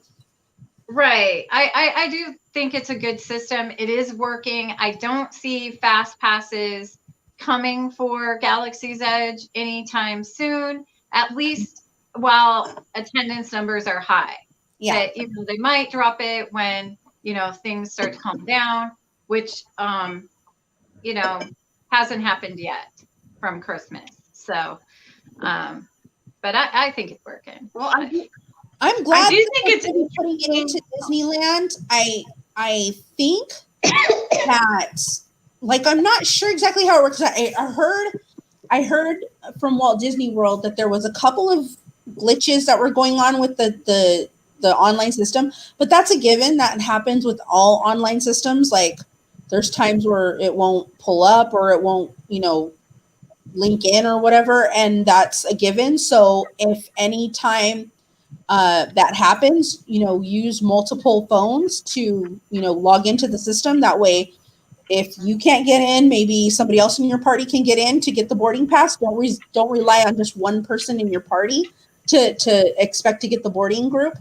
That is one key thing I will tell you if you do plan on getting boarding groups, because I've heard a lot of people getting upset that like, oh, I was trying to get into a boarding group and I couldn't log in or I couldn't get in. Like, have you or your husband or your wife or somebody else in your party also be trying to get into the boarding group as well? So that way, if your phone can't get in, somebody else's phone can try to get in at the same time. And that way you guys are guaranteed to get into a boarding group and you're not just relying on one person's phone. Mhm. So don't you think it's interesting that they have two different types of fast pass programs? They have a different one at Disneyland than they do at Disney World. Like Kelly was saying, like at Disneyland, you can't get your fast pass until you're inside the park. Whereas the other place, you don't have to do that. I don't understand. And I think it has It's a to do with different the fact type of person going to the park. In California, for the most part, you have locals. You have annual pass holders make up a huge percentage of the attendance at Disneyland. yeah. And then Disney World, you have people that are coming from all over the world, and this is their once in a lifetime trip. So it's a different type of person. Yeah, we don't get that many people that fly in from different parts of the world or different parts of the United States. We mostly, like probably 85% of the people that come to Disneyland are annual pass holders and they're locals. That's just Or they're, West Coast. They're, west part of the country. yeah. But that's interesting because every time I've been there, I've always seen like groups of people that are speaking different languages and from different areas. So I don't know. It's weird. I guess maybe. You see them, it's just not as much. It's just that, yeah, absolutely. Mhm. People come from all over the world to Disneyland because Disneyland's the greatest park on earth. But the percentage is more for Disney World that are just once in a lifetimers or people that come once every couple of years. So the philosophy is a lot different. Your attendant, your guest is different at Disney World. So I hate the fast pass system at Disney World. I hate it with every fiber of my being because it doesn't seem fun to me to try and decide what I'm going to ride each day 60 days in advance. There is no room for flexibility. There's no room for what if I don't want to eat at this place? There's no way to like customize your day if you're more than two people, through Disney World. So that it becomes very difficult. It's just one or two people in your party. Taylor and I can usually ride whatever we'd like to. And reserve dining and stuff. I just scored a Cinderella's Royal Table. Yeah, she just booked it. Ooh. Woo woo. It's $152 for breakfast for two people. Wow. Yeah, it's crazy. It's crazy. That's insane. No. Hi, Scotty. Hi. Thank you, everyone. Everybody knows. This has been amazing. Such a vibrant group of people. So thank you so much. Yes, thank you, everybody, for all your comments and for keeping all of us going. We're loving reading all the comments in the chat too. Even if I can't mention them, I'm seeing them. So thank you so much for doing that. It's so fun. You guys talking about the whole podcast thing or whatever? So Nina, for this being your first live stream, have you enjoyed it so far? I love it. I feel like I'm on The View. I think it's great. The Disney View. The Disney View. Yeah. That is so funny because when I reached out to Christy when we first started thinking of this idea, that's exactly the example I gave. I was like, kind of like The View, but where it's all different, women and we bring it in and then we bring in a guest. And so thank you. That's what we were going for, right, Christy? Yeah, achieved. You guys remember the one with the two ladies that drink the wine while they talk? Oh my gosh. Yeah, no. that. Which one is he saying? Thanks, Scotty. You know those two anchor women that drink wine while they do their talk? They're kind of like The View, but it's only two women. Oh yeah, but we're sipping the tea. I know, right? No, Disneyland and Disney World, it's so weird because they're alike and different at the same time. They're almost like two separate entities under the same umbrella, if that makes any sense. And it's so weird. Okay, And, Nikki, let me ask you, because you're the only other California girl like me. So do you ever get a little peeved when you see people go to Disneyland and complain about how small it is compared to Walt Disney World? Hey, That Allie, bothers me when people hey, Yeah. Allie, you gotta put Taylor and I in this too. You know, Yeah, because we're from Phoenix. they're So from Disneyland Arizona. That's right. I West Coast. when people go and talk about the castle's so small, I'm like, fight me. Fight Yeah. me. Exactly. Yeah. Size doesn't always matter. No. Well, depends on what we're talking about, Nikki. It does if it's this big. I'm right here. So is he a Disneyland or Oh, Disney it's World? okay, buddy. I'm like sitting right here behind You're you. outed now. I'm gonna sip my tea. But yes, Allie, right? It's so small. It's. I'm gonna be like, fight me. That at all. Let me. You know, I watch other people's vlogs that go there for the first time, and it's just like a little pinpoint every time someone says, "Oh man, it's so much smaller here than in Walt Disney World," or whatever. I'm sure when I go to Walt Disney World, I'll be saying the same thing about how different it is there. But for me, How people don't wash their hands when they go to the bathroom. Well, see, At Disney World. At Disney World. I don't know. It's a thing. I never saw so many women not wash their hands as They just walk out Disney World. and I'm leave. like, there's some tea to spill right there. There's some tea to spill. Yeah.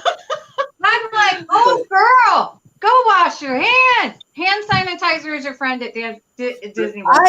I never wanted to squirt so much hand sanitizer in my life when I went there. I was like, Oh my y'all need like literally. I was like with my bag, like y'all need this and the Lord, like here. Yes. Take some. You could splash antibacterial on them. 2 to 3 hand sanitizers in my bag while we're at Disney, just in case everybody uses it. Let's Just just say it like this. When we went talk to about this. Sorry, next week is Taylor's week. It'll be on the Mickey Bunch channel, but Taylor's week is next week, and everybody needs to share what you actually bring in your park bag. So bring your park bag, show what you, not what you should bring, but what do you actually bring? God, a pot of coffee for yours. Like, I've heard stories about yours, Kelly, so that should be a good one. I think Yeah. Taylor and I both. We are like prepared. We're like Boy Scouts. We are prepared, but lightweight, right? Yeah, Kelly, you better bring some Ziploc bags in yours because I know the real tea. I bring those bags.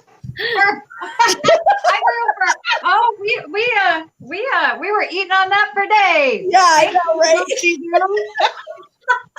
I literally fell on the Dan's video mosaic. She pulled Ziploc bags out of her bag when we were at the Hoop-Dee-Doo.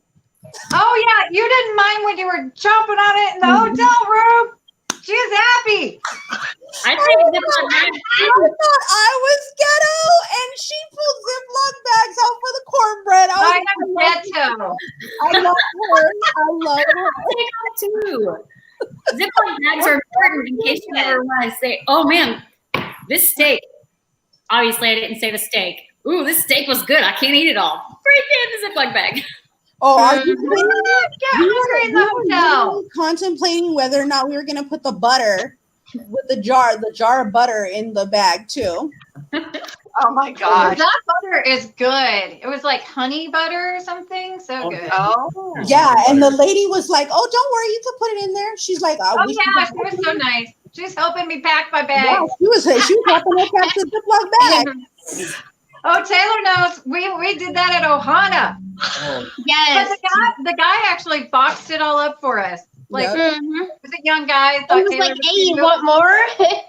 it's like Quick just- tip for Ohana, they don't serve bacon at the breakfast. But Taylor said, we were like, oh, we really wish we had bacon.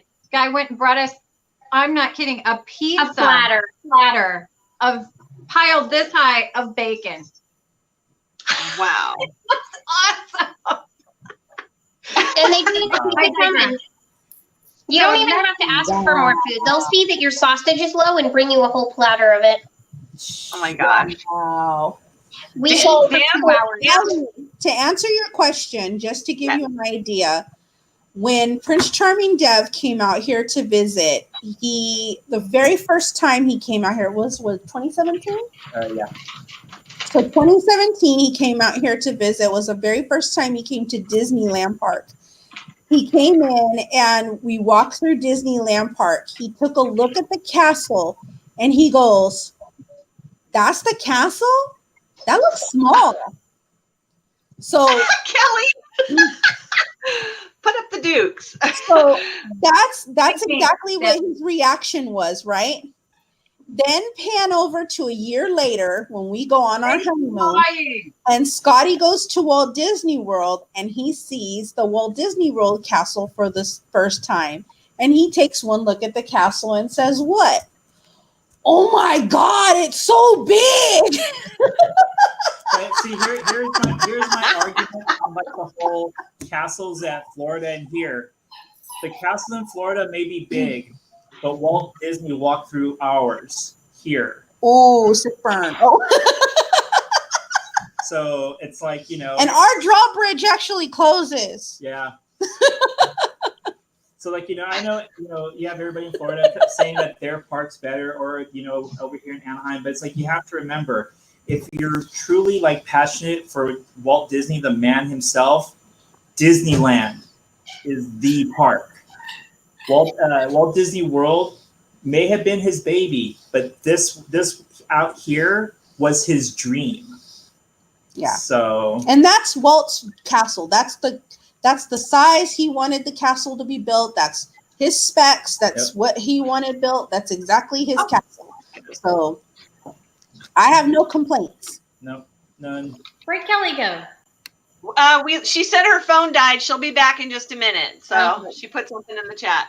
Yeah, my computer's about to die, so I'll probably. And then I was going to say earlier too. What, Christy? I'll probably go black in a second and move, and so I can plug in because I can't plug in right here. But I'm not going anywhere. I know Dan at Dan's Video Mosaic, he said earlier that he loves the idea about a true park bag. So Taylor, we may have some good interest for your show next week. Yes, I'm already packing for my vacation. I go out to Disney World on the 27th. So it worked. Yeah, Disneyland is very Walt specific. Like you can feel his presence there with the Walt's apartment and everything else. It just, I don't know. Like I mean, I've been to Walt Disney World. What are you wearing? I was just going to ask that, but you were talking. So everybody's wearing ears. I might as well. What are you doing? What is that? This is my life. Oh my gosh! It's her. It's her hairband. Wait, hold on. That is hilarious. Pretty. Please keep that on. Yeah, I'm actually going to. What are you? There we go. Hot. Oh my goodness. This is my life. This is great. Thanks. What? Okay. You married this. I know. Okay. Oh geez. I'm just saying. Okay. All right. So yeah, back to Disneyland. I should do a vlog one day from Disney wearing this. Yes. Oh my gosh. Please do it. Going to Disney dressed as my wife challenge, and then just see what evolves. Have you seen the Goodwill challenge? Have you seen the Goodwill challenge? Oh, no. Basically, you go to Goodwill and they tell you your size and whatever, and you go out and pick an entire outfit for them. You take it home, throw it in the washer dryer, and then you go out to dinner in that outfit. Yeah. And me and my friends did it, and I looked homeless. My sister looked like she had a not very moral occupation. And the guy looked like an old granny. It was pretty funny. Yeah, Yeah, I would just say another that. Disney. We did actually do Walt's apartment for Dapper Day, so we actually have a vlog on that one. And yes, I did cry like a baby. So yeah, we did a vlog on that one. Yeah, And play dates, by the way, when we did the tour for Walt's apartment, his grilled cheese maker was sitting right there on the counter that he uses. yeah, so we were Yeah. we were literally sobbing like babies, but Yeah, I mean, like, you know, like Walt Disney World has all their, like, you know, special tours and everything like that, but none as unique as the walk in Walt's footsteps out here where you go into his yeah, apartment. we've been to Walt's grave. We've been so many different places, to Griffith Park, and so many places that Walt's been to because we're huge fans of Walt Disney himself. Oh, even So here in we've Pomona. been to so many places that Walt has been to, and even the city that we live in was one of the places that Walt has actually considered building Disneyland at. So we have done some historical places here as well on our channel. So yeah, we're huge Walt fans. But what was I going to say about the? Oh, have you guys seen the time that he dressed like Cousin Eddie at Disneyland? No. It's the Star Wars night. Well, that's one, and then the other one was the Christmas one, right? Yeah, because he loves the National Lampoon's Christmas Vacation. So he dressed like Cousin Oh yeah, Eddie yeah. and That's hilarious. went to Disneyland dressed as Cousin Eddie. And the funny thing was that people were walking through the park and like some people were yelling like They were yelling Cousin Eddie. they were yelling Oh, they were yelling his phrase. his phrase, like the proper school, you know, like they were yelling that. Like as he was walking by. Yeah. They were yelling it. And like even one of the cast members stopped him, like one of the photo pass people, they stopped him, they're like, oh my God, I have to take a picture of you. No, but here's the funny part. The photo guy, he's like, wait, he's all, stand over here by the drainage By the tank drain. and look like you're. And so he did. He took pictures and everything. That is hilarious. Because he was wearing the robe and everything, and we thought we were gonna get kicked out of the park because he was wearing the robe and he wore like shorts, but they kind of look like boxers, but we made sure they look like the shorts. And but yeah, because he was wearing the robe and everything, like And we the thought hat. he was gonna get kicked out of the park, but he didn't. They let him wear the whole thing all day. That is hilarious. Yeah. That's I long just time. like that. She dresses his name for Louise night. So Isn't no, that we're movie not from the 80s? we're not dressing as Cousin Eddie for 80s night. No, we're not. Wasn't that movie in the 80s? Yeah, I but love that 80s night. I wish they had that at Disney World. That is awesome. yeah, I can't wait for 80s night. We're doing Breakfast Club for 80s night. Oh, cool. Oh, nice. So Love he's gonna be Judd Nelson's character from 80s night, and I think I'm doing Ali Sheedy's character. Fun. So I'm gonna bring Oh, nice. I'm gonna bring some Captain Crunch cereal and bread. Oh, that's awesome. I gotta find my like dark outfit, my goth outfit. You did it. All that black eyeliner Yeah, my underneath black your eyes. eyeliner, my dandruff. Oh God. Yeah. Oh, that's So we're gonna totally do 80s night, and so we can't wait for that. And I mean, we have Dapper Day planned already. So he's gonna do Walt Disney for Dapper Day. Yeah, I followed you back, Nina. Oh, okay, got it. Just answered. We were getting a question on what cousin Eddie was from, but Kelly just answered. We got it. The greatest Christmas movie ever. It's a really Lampoon's good Christmas movie. Vacation. It's definitely really, really good. It's Yeah. I mean it's classic. It's funny.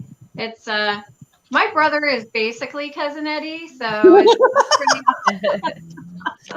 that movie, great. literally, National Lampoon's Christmas Vacation is my family movie. It is literally my family on Christmas. If you watch that movie and you come to my house, it is literally my family. Like my aunt and my uncle is my cousin Eddie and his wife and their crazy kids and they're weird dogs that just pull up randomly in an RV and just decide to stay for a month and a half, and we have to literally kick them out of our house. And it's horrible. He's literally, when I say this, I'm not lying.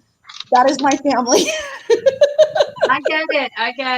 That's such a great movie. I also love Planes, Trains, and Automobiles, like at Thanksgiving. Oh my gosh. So funny. But my Christmas movie has to be A Christmas Story. I just love it. Little Ralphie, Oh. when he gets red rifle and shoot his eye out, kid.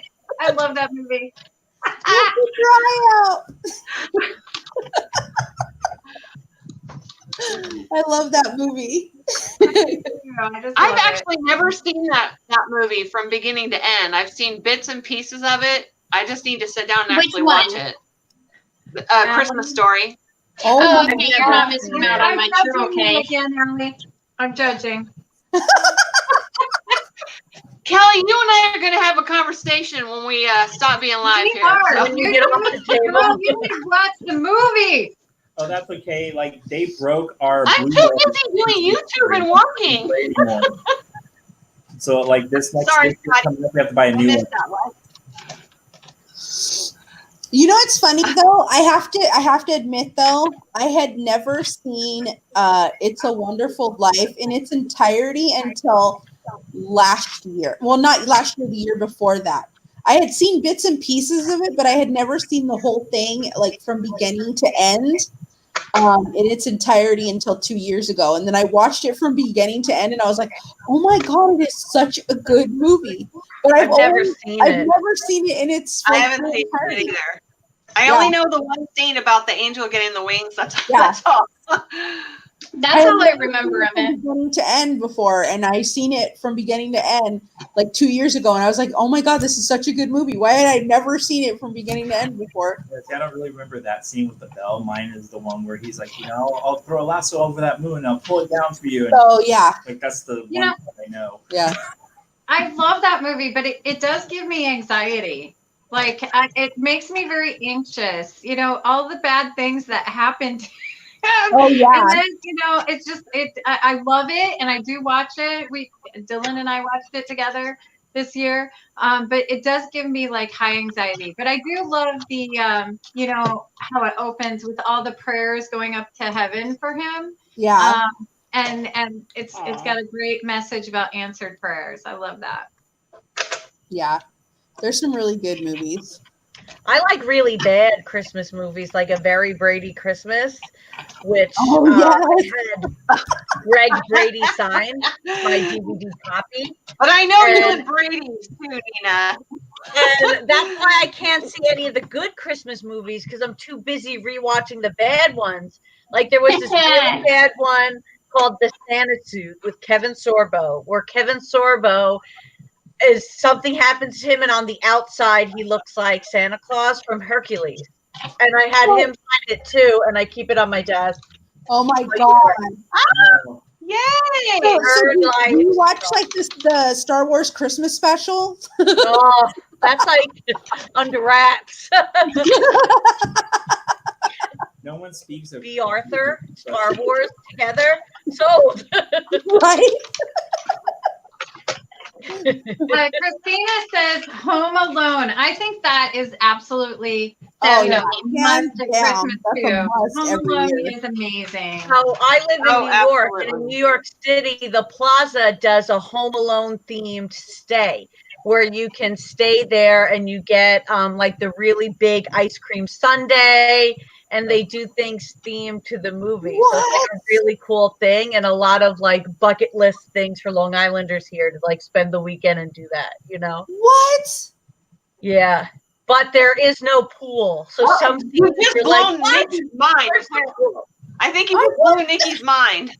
I want to do that. Is really cool. I don't have a mustache, but I will shave and do the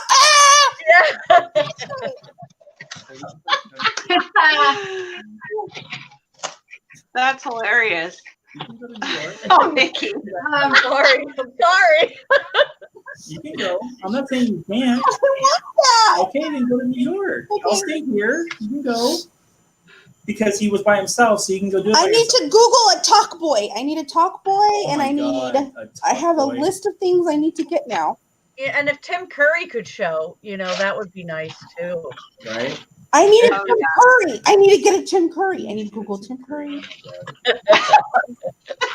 Googling these things now. The funny thing is, like, one of my favorite like Christmas films, I don't even think it technically, well, it kind of is Christmassy, is Rise of the Guardians. I love that movie. I don't know that one. Yeah, and now I need to talk him out of trying to get a naughty claymation tattoo on his arm. Are you kidding? I want those tattoos. Is that the claymation one, Scotty? No. It's from DreamWorks. It's a CGI movie. It's actually a really good I'm good gonna Christmas Google movie. it. Rise of the Guardians. It's about Rise of the Guardians is really good. We own that movie. You like it. yeah.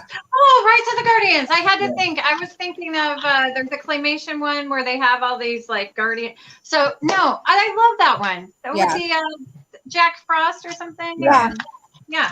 So Okay. you know the Santa in Rise of We the just have Guardians? How he has the tattue on his arm right here. It has naughty and nice. Yeah. Mm-hmm. That's my Scotty plan wants for those this year. tattoos. That's gonna be my plan, is to get those tattoos. Yeah, on my so arms that for whenever this he's like 85, he can be the hipster mall Santa. year. No, it's when we do the winter Dapper Day, I can dress like that. Oh, great. Lucky you. I Yeah. like my box of I'm so chocolates. lucky. I think Harry Aren't you Potter jealous, movie. Taylor? I'm so Harry jealous. Potter around Christmas, yes. Harry Potter is just so perfect at Christmas Oh, too. yes. Harry Potter. Yes. During Christmas, yes. They used to have a location here by the house in downtown LA that used to have, it was a Harry Potter store, but they actually had a room in the back that you could rent out for parties. Hello. And it was the Great Hall, and it had the candles that were hanging from this. Wow. And you could like have birthday parties in there. And I was like, I want to have my birthday there in the Great Hall. I am still waiting for my Hogwarts acceptance letter. I it know, hasn't right? come yet. Oh. Little old, aren't you? I just want to scream. Watch it, monkey. You mean I want a Howler letter. okay, I'll say, I'm still looking up Tim Curry. what, rent a Tinker? Yeah, I want to rent a curry. I want to rent a curry. What's a curry? I need to rent a curry. Oh my god, no. A rent a curry and a talk boy. So for Halloween, we dressed up as Morticia Addams and Gomez Addams, but the costume went horribly wrong, and somehow he ended up looking more like Walt Disney than anything else. And so now he's like, for Dapper Day, I guess he's going to dress as Walt Disney because he can't dress like Gomez because he doesn't look like Gomez. He looks more like Walt. Hey, Not that a works. bad thing. Yeah, because when that picture was posted on Yeah, they were Instagram, like, you look like Walt Disney. yeah, He looks nothing like Gomez. You look like Walt. So I needed black eyeliner in my eyes. Yeah. Yeah, but other than that, yeah. you look more like Walt. You're finding that picture, aren't you? I'm trying to find it. I can't find it. Well, Trying to find that picture, yeah. October. I'm going. You're going slow. You're still on November. I can't see without my glasses. Well, that's why I'm here helping you. There it is. Oh, there. Oh, that looks scary. Okay, that looks like Walt Disney's been shocked. Well, that's when he comes out of the That's cryogenic Walt Disney freezer. in shock therapy.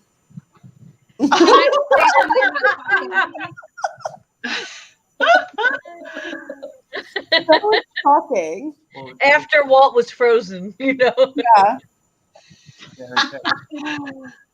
That is so creepy. Oh no, you're showing yourself too. Don't just put me in this. No, because that doesn't matter. Okay, so that's the better picture. Okay. Yeah. Harry Walt. Yeah. He's not smiling there, but yeah. There was a Jacob asked several times if anyone likes the Incredicoaster. I actually have. I mean, we've been on California Screaming, which Yeah, it is was California. Yeah, which is super fun. My mom went without me, so I haven't been. I got surgery and she left that night to go to Disneyland. And I got left with her mean dog and my dad. Imagine. I think The the mean dog disrespect. probably took better care of you. But, you act like that, but Dylan had graduated from 8th grade and his whole class was going to Disneyland. And so, I had to go to be one of the chaperones for, Oh, right. Okay. so. Yeah, Yeah. I've been on. But I thought about you every second. I was screaming on the Incredicoaster, Taylor. Hey, I bought you all those American pins on that trip. Oh, Remember? yes. Mhm.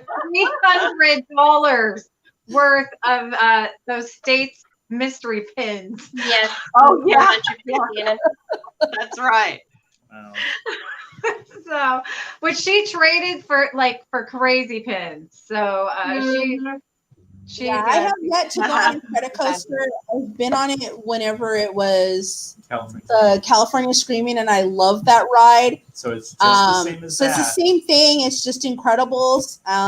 So I'm sure I'm gonna love it. Yeah, I've been on it. Yeah, I think it's just going to be even better. Okay, Ollie, what happened? Sorry. No. Boston Chocolate says, "Hey, you guys, Oh my Goonies, god. They are going crazy about the Goonies talk in the chat. shuffle, shuffle, I love Goonies. Chunk." Yeah, me too. I love the Goonies. Oh my god! The Goonies part when is so Chunk funny. talks about whenever he talks about his life story, he's like, "Tell me what happened," and he tells his whole life story about the time whenever he gets sick and he throws up and he, It's like, Yes. I'm setting booby traps so no one's following that's us. what I said, booby traps. Hey, Mikey. Oh my Oh god. man. And Pass Holder Trap says Goonies never die. Yes, Goonies never say die. Absolutely love the Goonies. Love it. Baby. Yeah, booby trap. And it has pirates. So you gotta love it because it has pirates. Yes, absolutely. and for me, one of my favorite underrated Pirates movies was Cutthroat Island. I don't know that one. Oh my god, really? Matthew Crickets. Modine and Gina Davis. He always talks about the movies that you'll never hear of or that not a I lot of don't people look ever. that up because I'm He'll someone go obsessed on with forever about Disney. the black hole, and people will be like, "What?" Oh come on, the most underrated. Well, Disney I film. know the black hole because I've seen it, but not everybody else will be like, "What?" Like I have the DVD sitting upstairs. Right now it's on Disney Plus. It is. It's on Disney Plus. Mhm. Yeah, but have you seen the Santa suit with Kevin Sorbo? 'Cause Okay, Patty I Wagon. think I have like a long time ago. Like I'm one of those ones that I watch like the weird stuff. Like one other good Christmas movie that I like that like this one really doesn't like is Santa Conquers the Martians. Oh, I haven't seen that, but I'm confident in the title alone. Yeah, that one came out like the That early. sounds awesome. It came out in the early '60s, so it was just bad special effects, bad acting, but it was really good. Especially all the kills that was like turkeys and like all this other stuff. Yeah.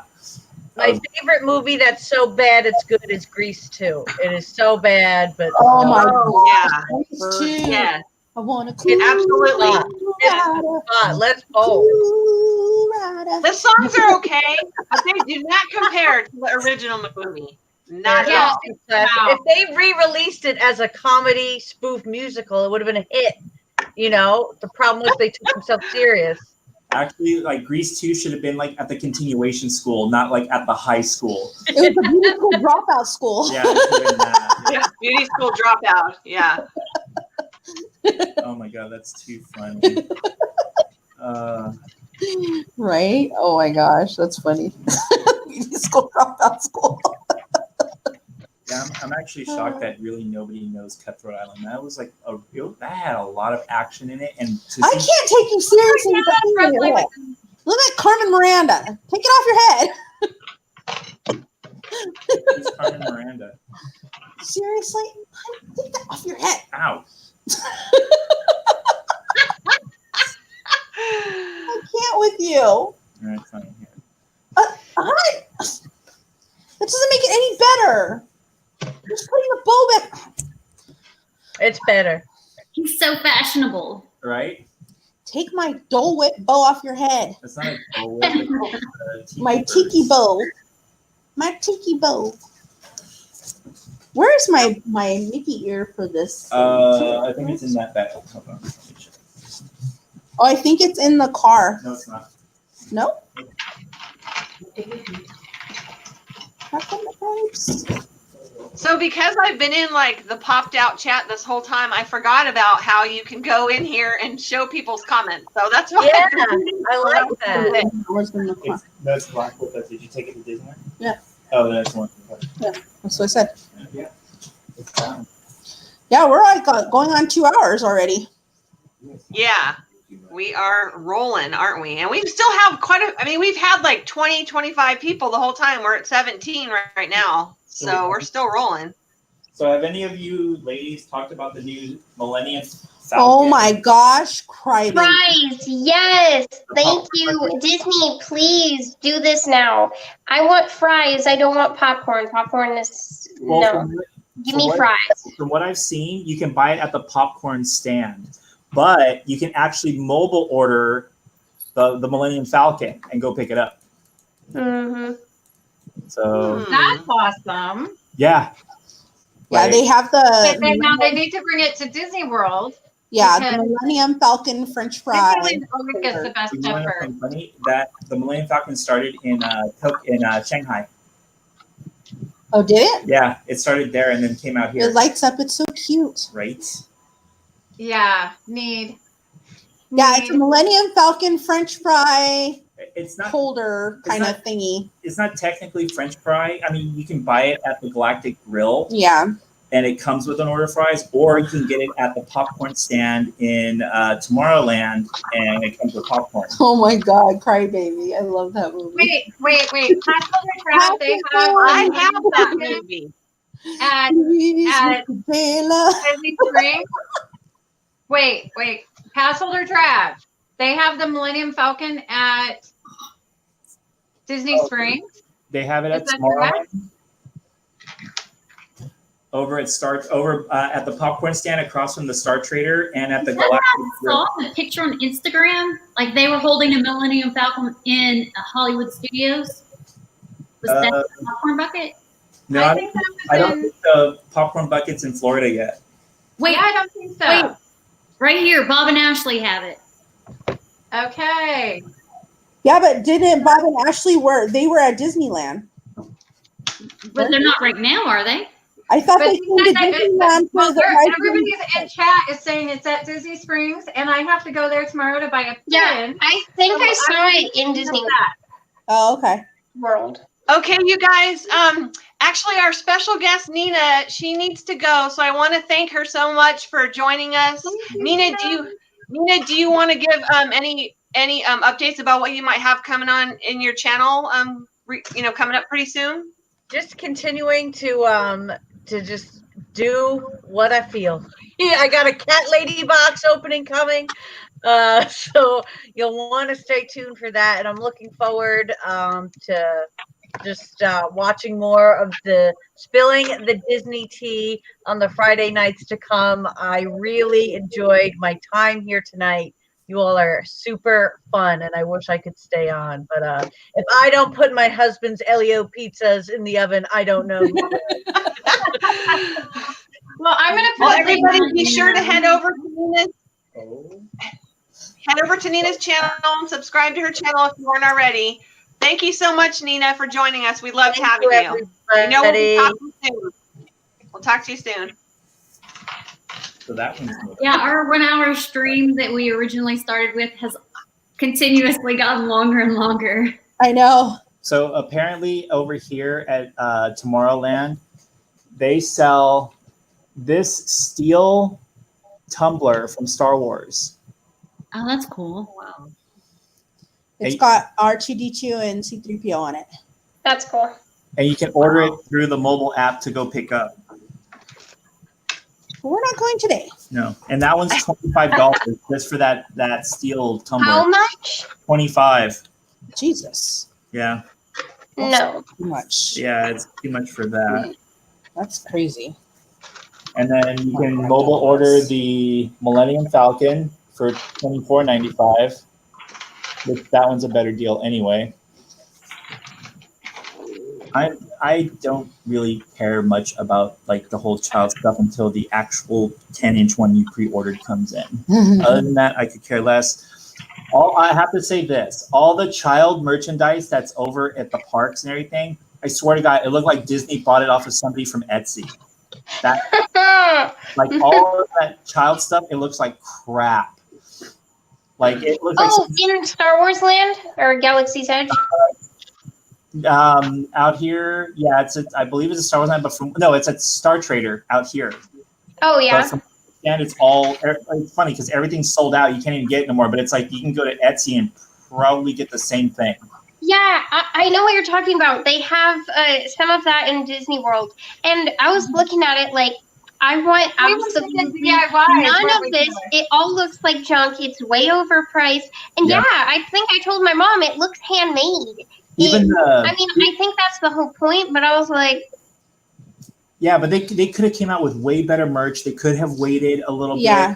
They're screen printed shirts. Like they just took an image, like printed it, and then like ironed it on.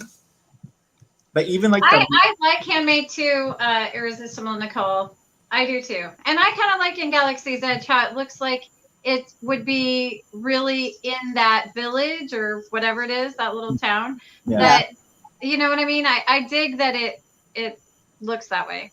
If they could just not charge $20 for postcards, though. Wrong. I love handmade. I'm an Etsy person. I make my own handmade stuff too.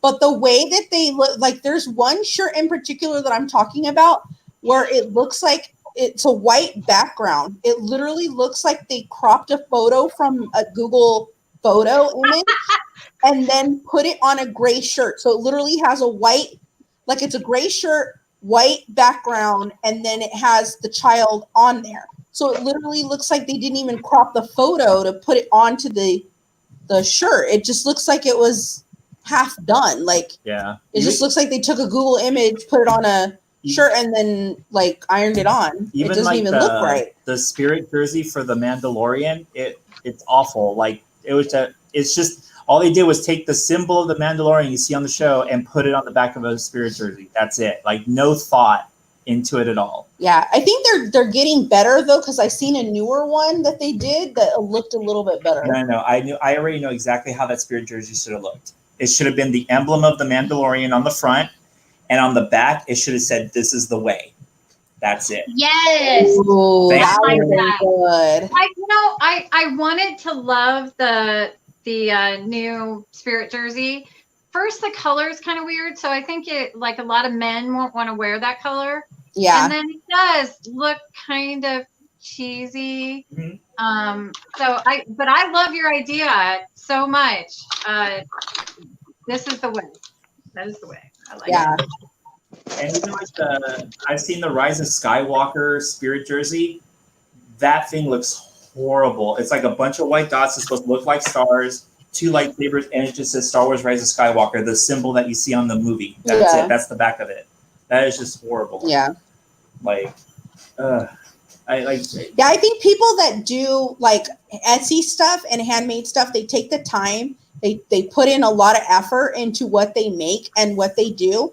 And I think that like Disney is starting to kind of jump on the backs of like a lot of creative people and starting to steal their ideas, because I've noticed a lot of the ears that are coming out in Disney now are getting a lot more creative. If you guys have seen, a lot of the ears that are coming out from Disney now are no longer just the standard ears that you see. They're getting a lot more creative. They're getting a lot more like elaborate.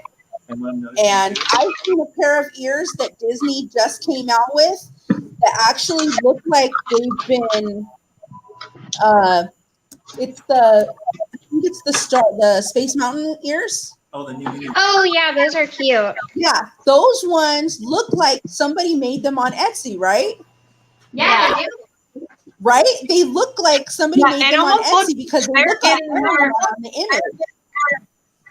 It looks But you know like what? they're getting their ideas from Etsy almost, if you notice. Exactly. I think they're just like almost stealing the Well, ideas. what about all their buttons?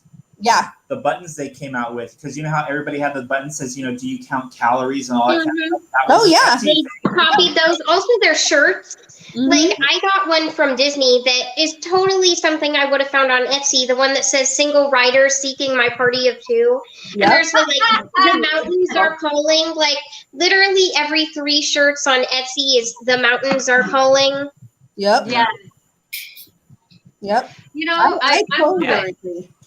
Yeah, the donut ears, the concha ears, that's totally stolen because we were doing the concha ears. I was doing concha ears for a long time before they came out with the concha ears. And my ears are still better than the ones that they bring out at Disney because they're like, I seen the concha ears at Disneyland and I was like, oh my God, these are horrible. no texture to them. They're just There's no texture to them at all. They're just like flat and they look plastic almost. Yeah.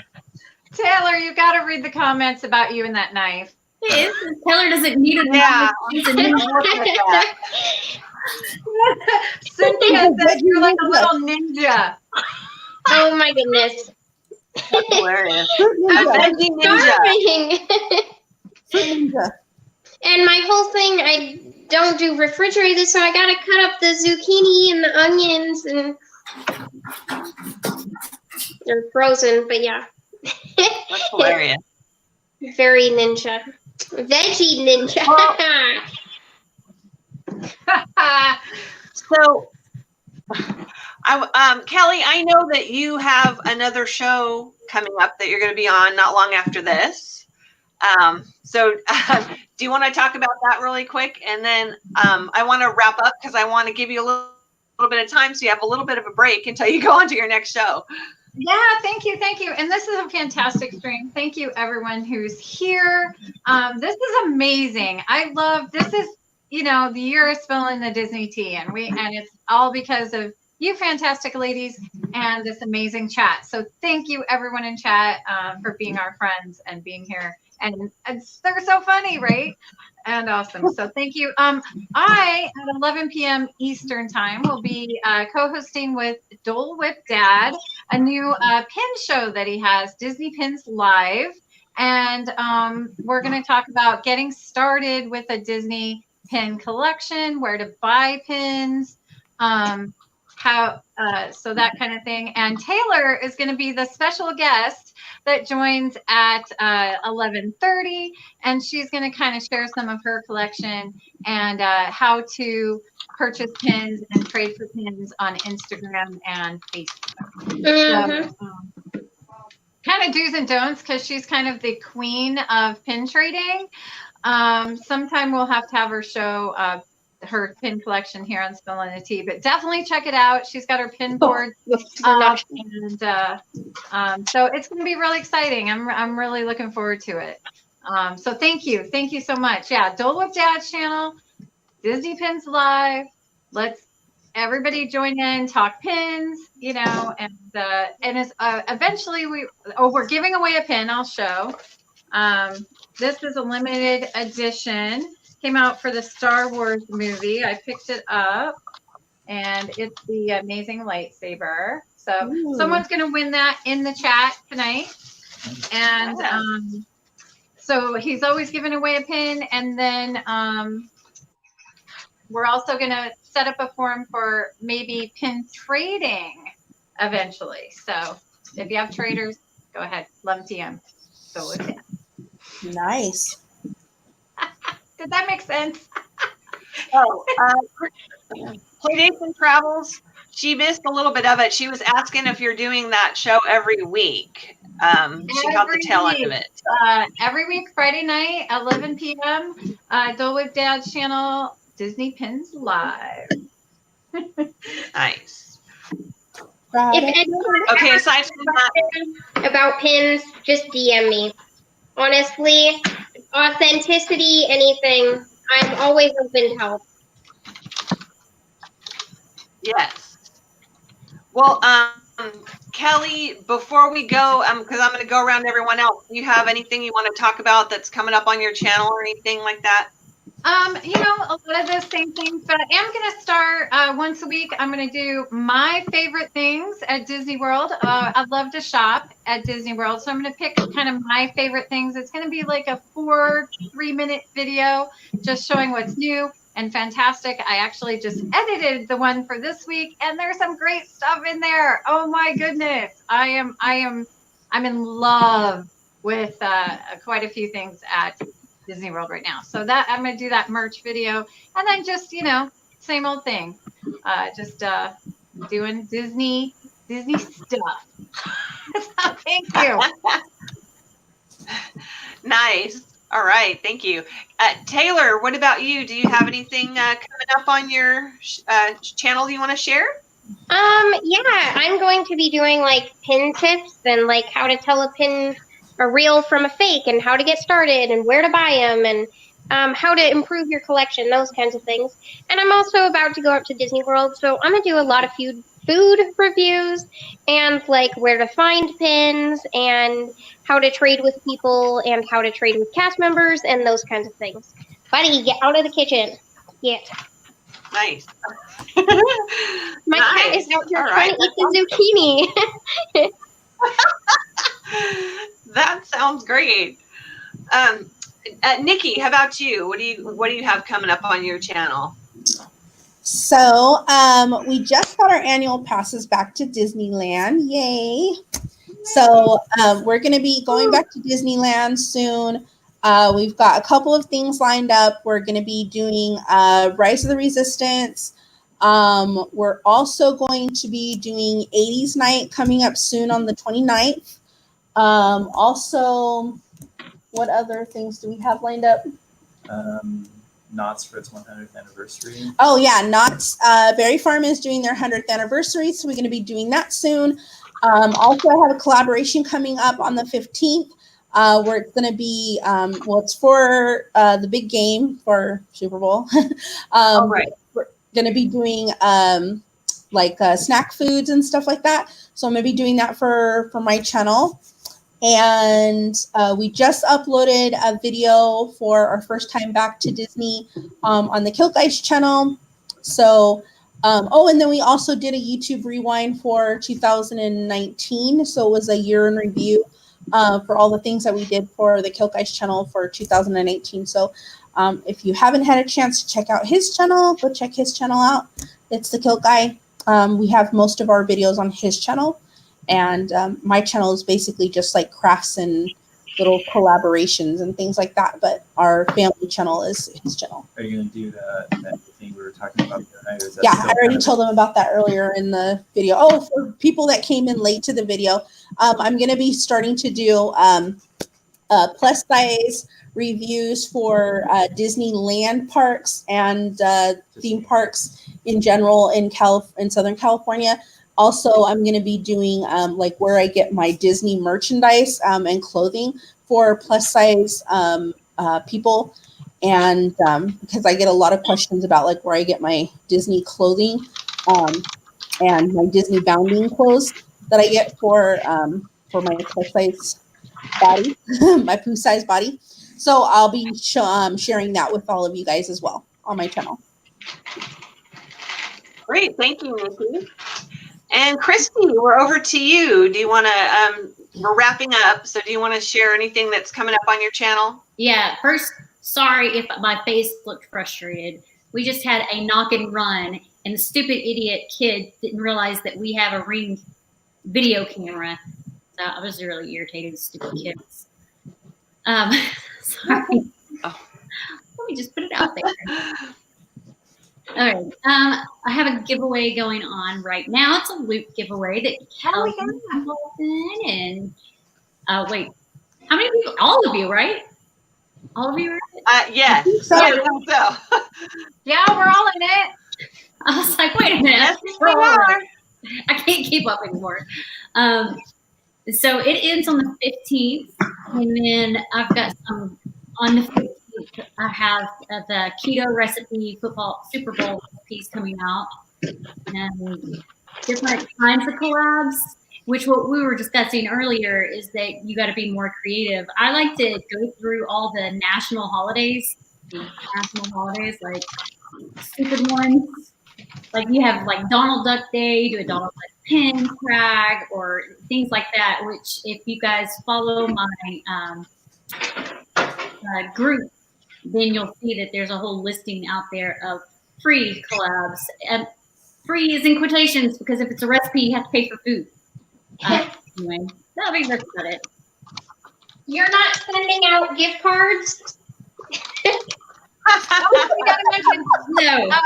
Kristy's video today is from when we went to the Grand Floridian. So Yeah. that was super fun. Oh,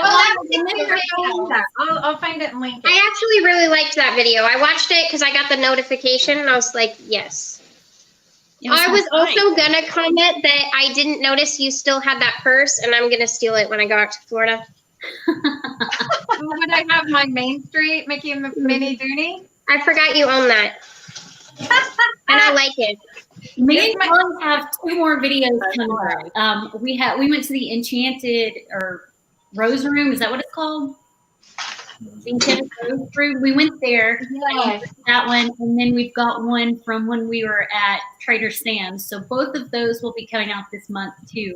So Kelly's going to show up on my videos quite a bit. Yeah. I miss your face.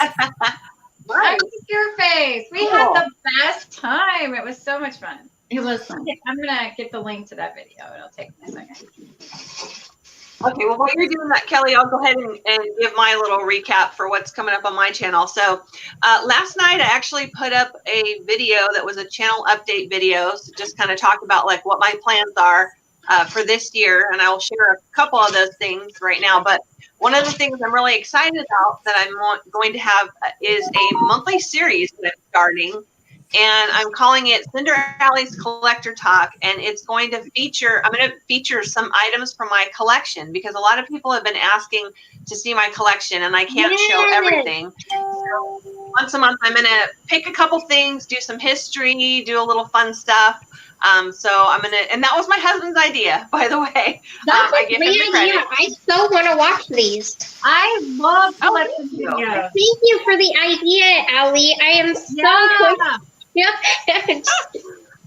Great. Hey, I'll be happy to have started something. That's great. And Christina at Playdates and Travels says she was planning on wanting to do something similar as well. So that's great. So cool. We can all do it. Yeah.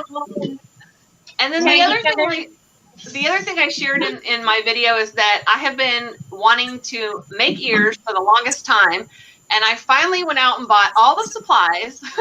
So I just need to set some time aside and sit down and actually make them. And then I'm going to film that whole process. I'm going to film my first pair of ears ever that I've ever made. And then we'll go from there and see what happens. That's awesome. If you need the like shape for the ears, let me know and I'll send you the ear. Because I use the one from Disney.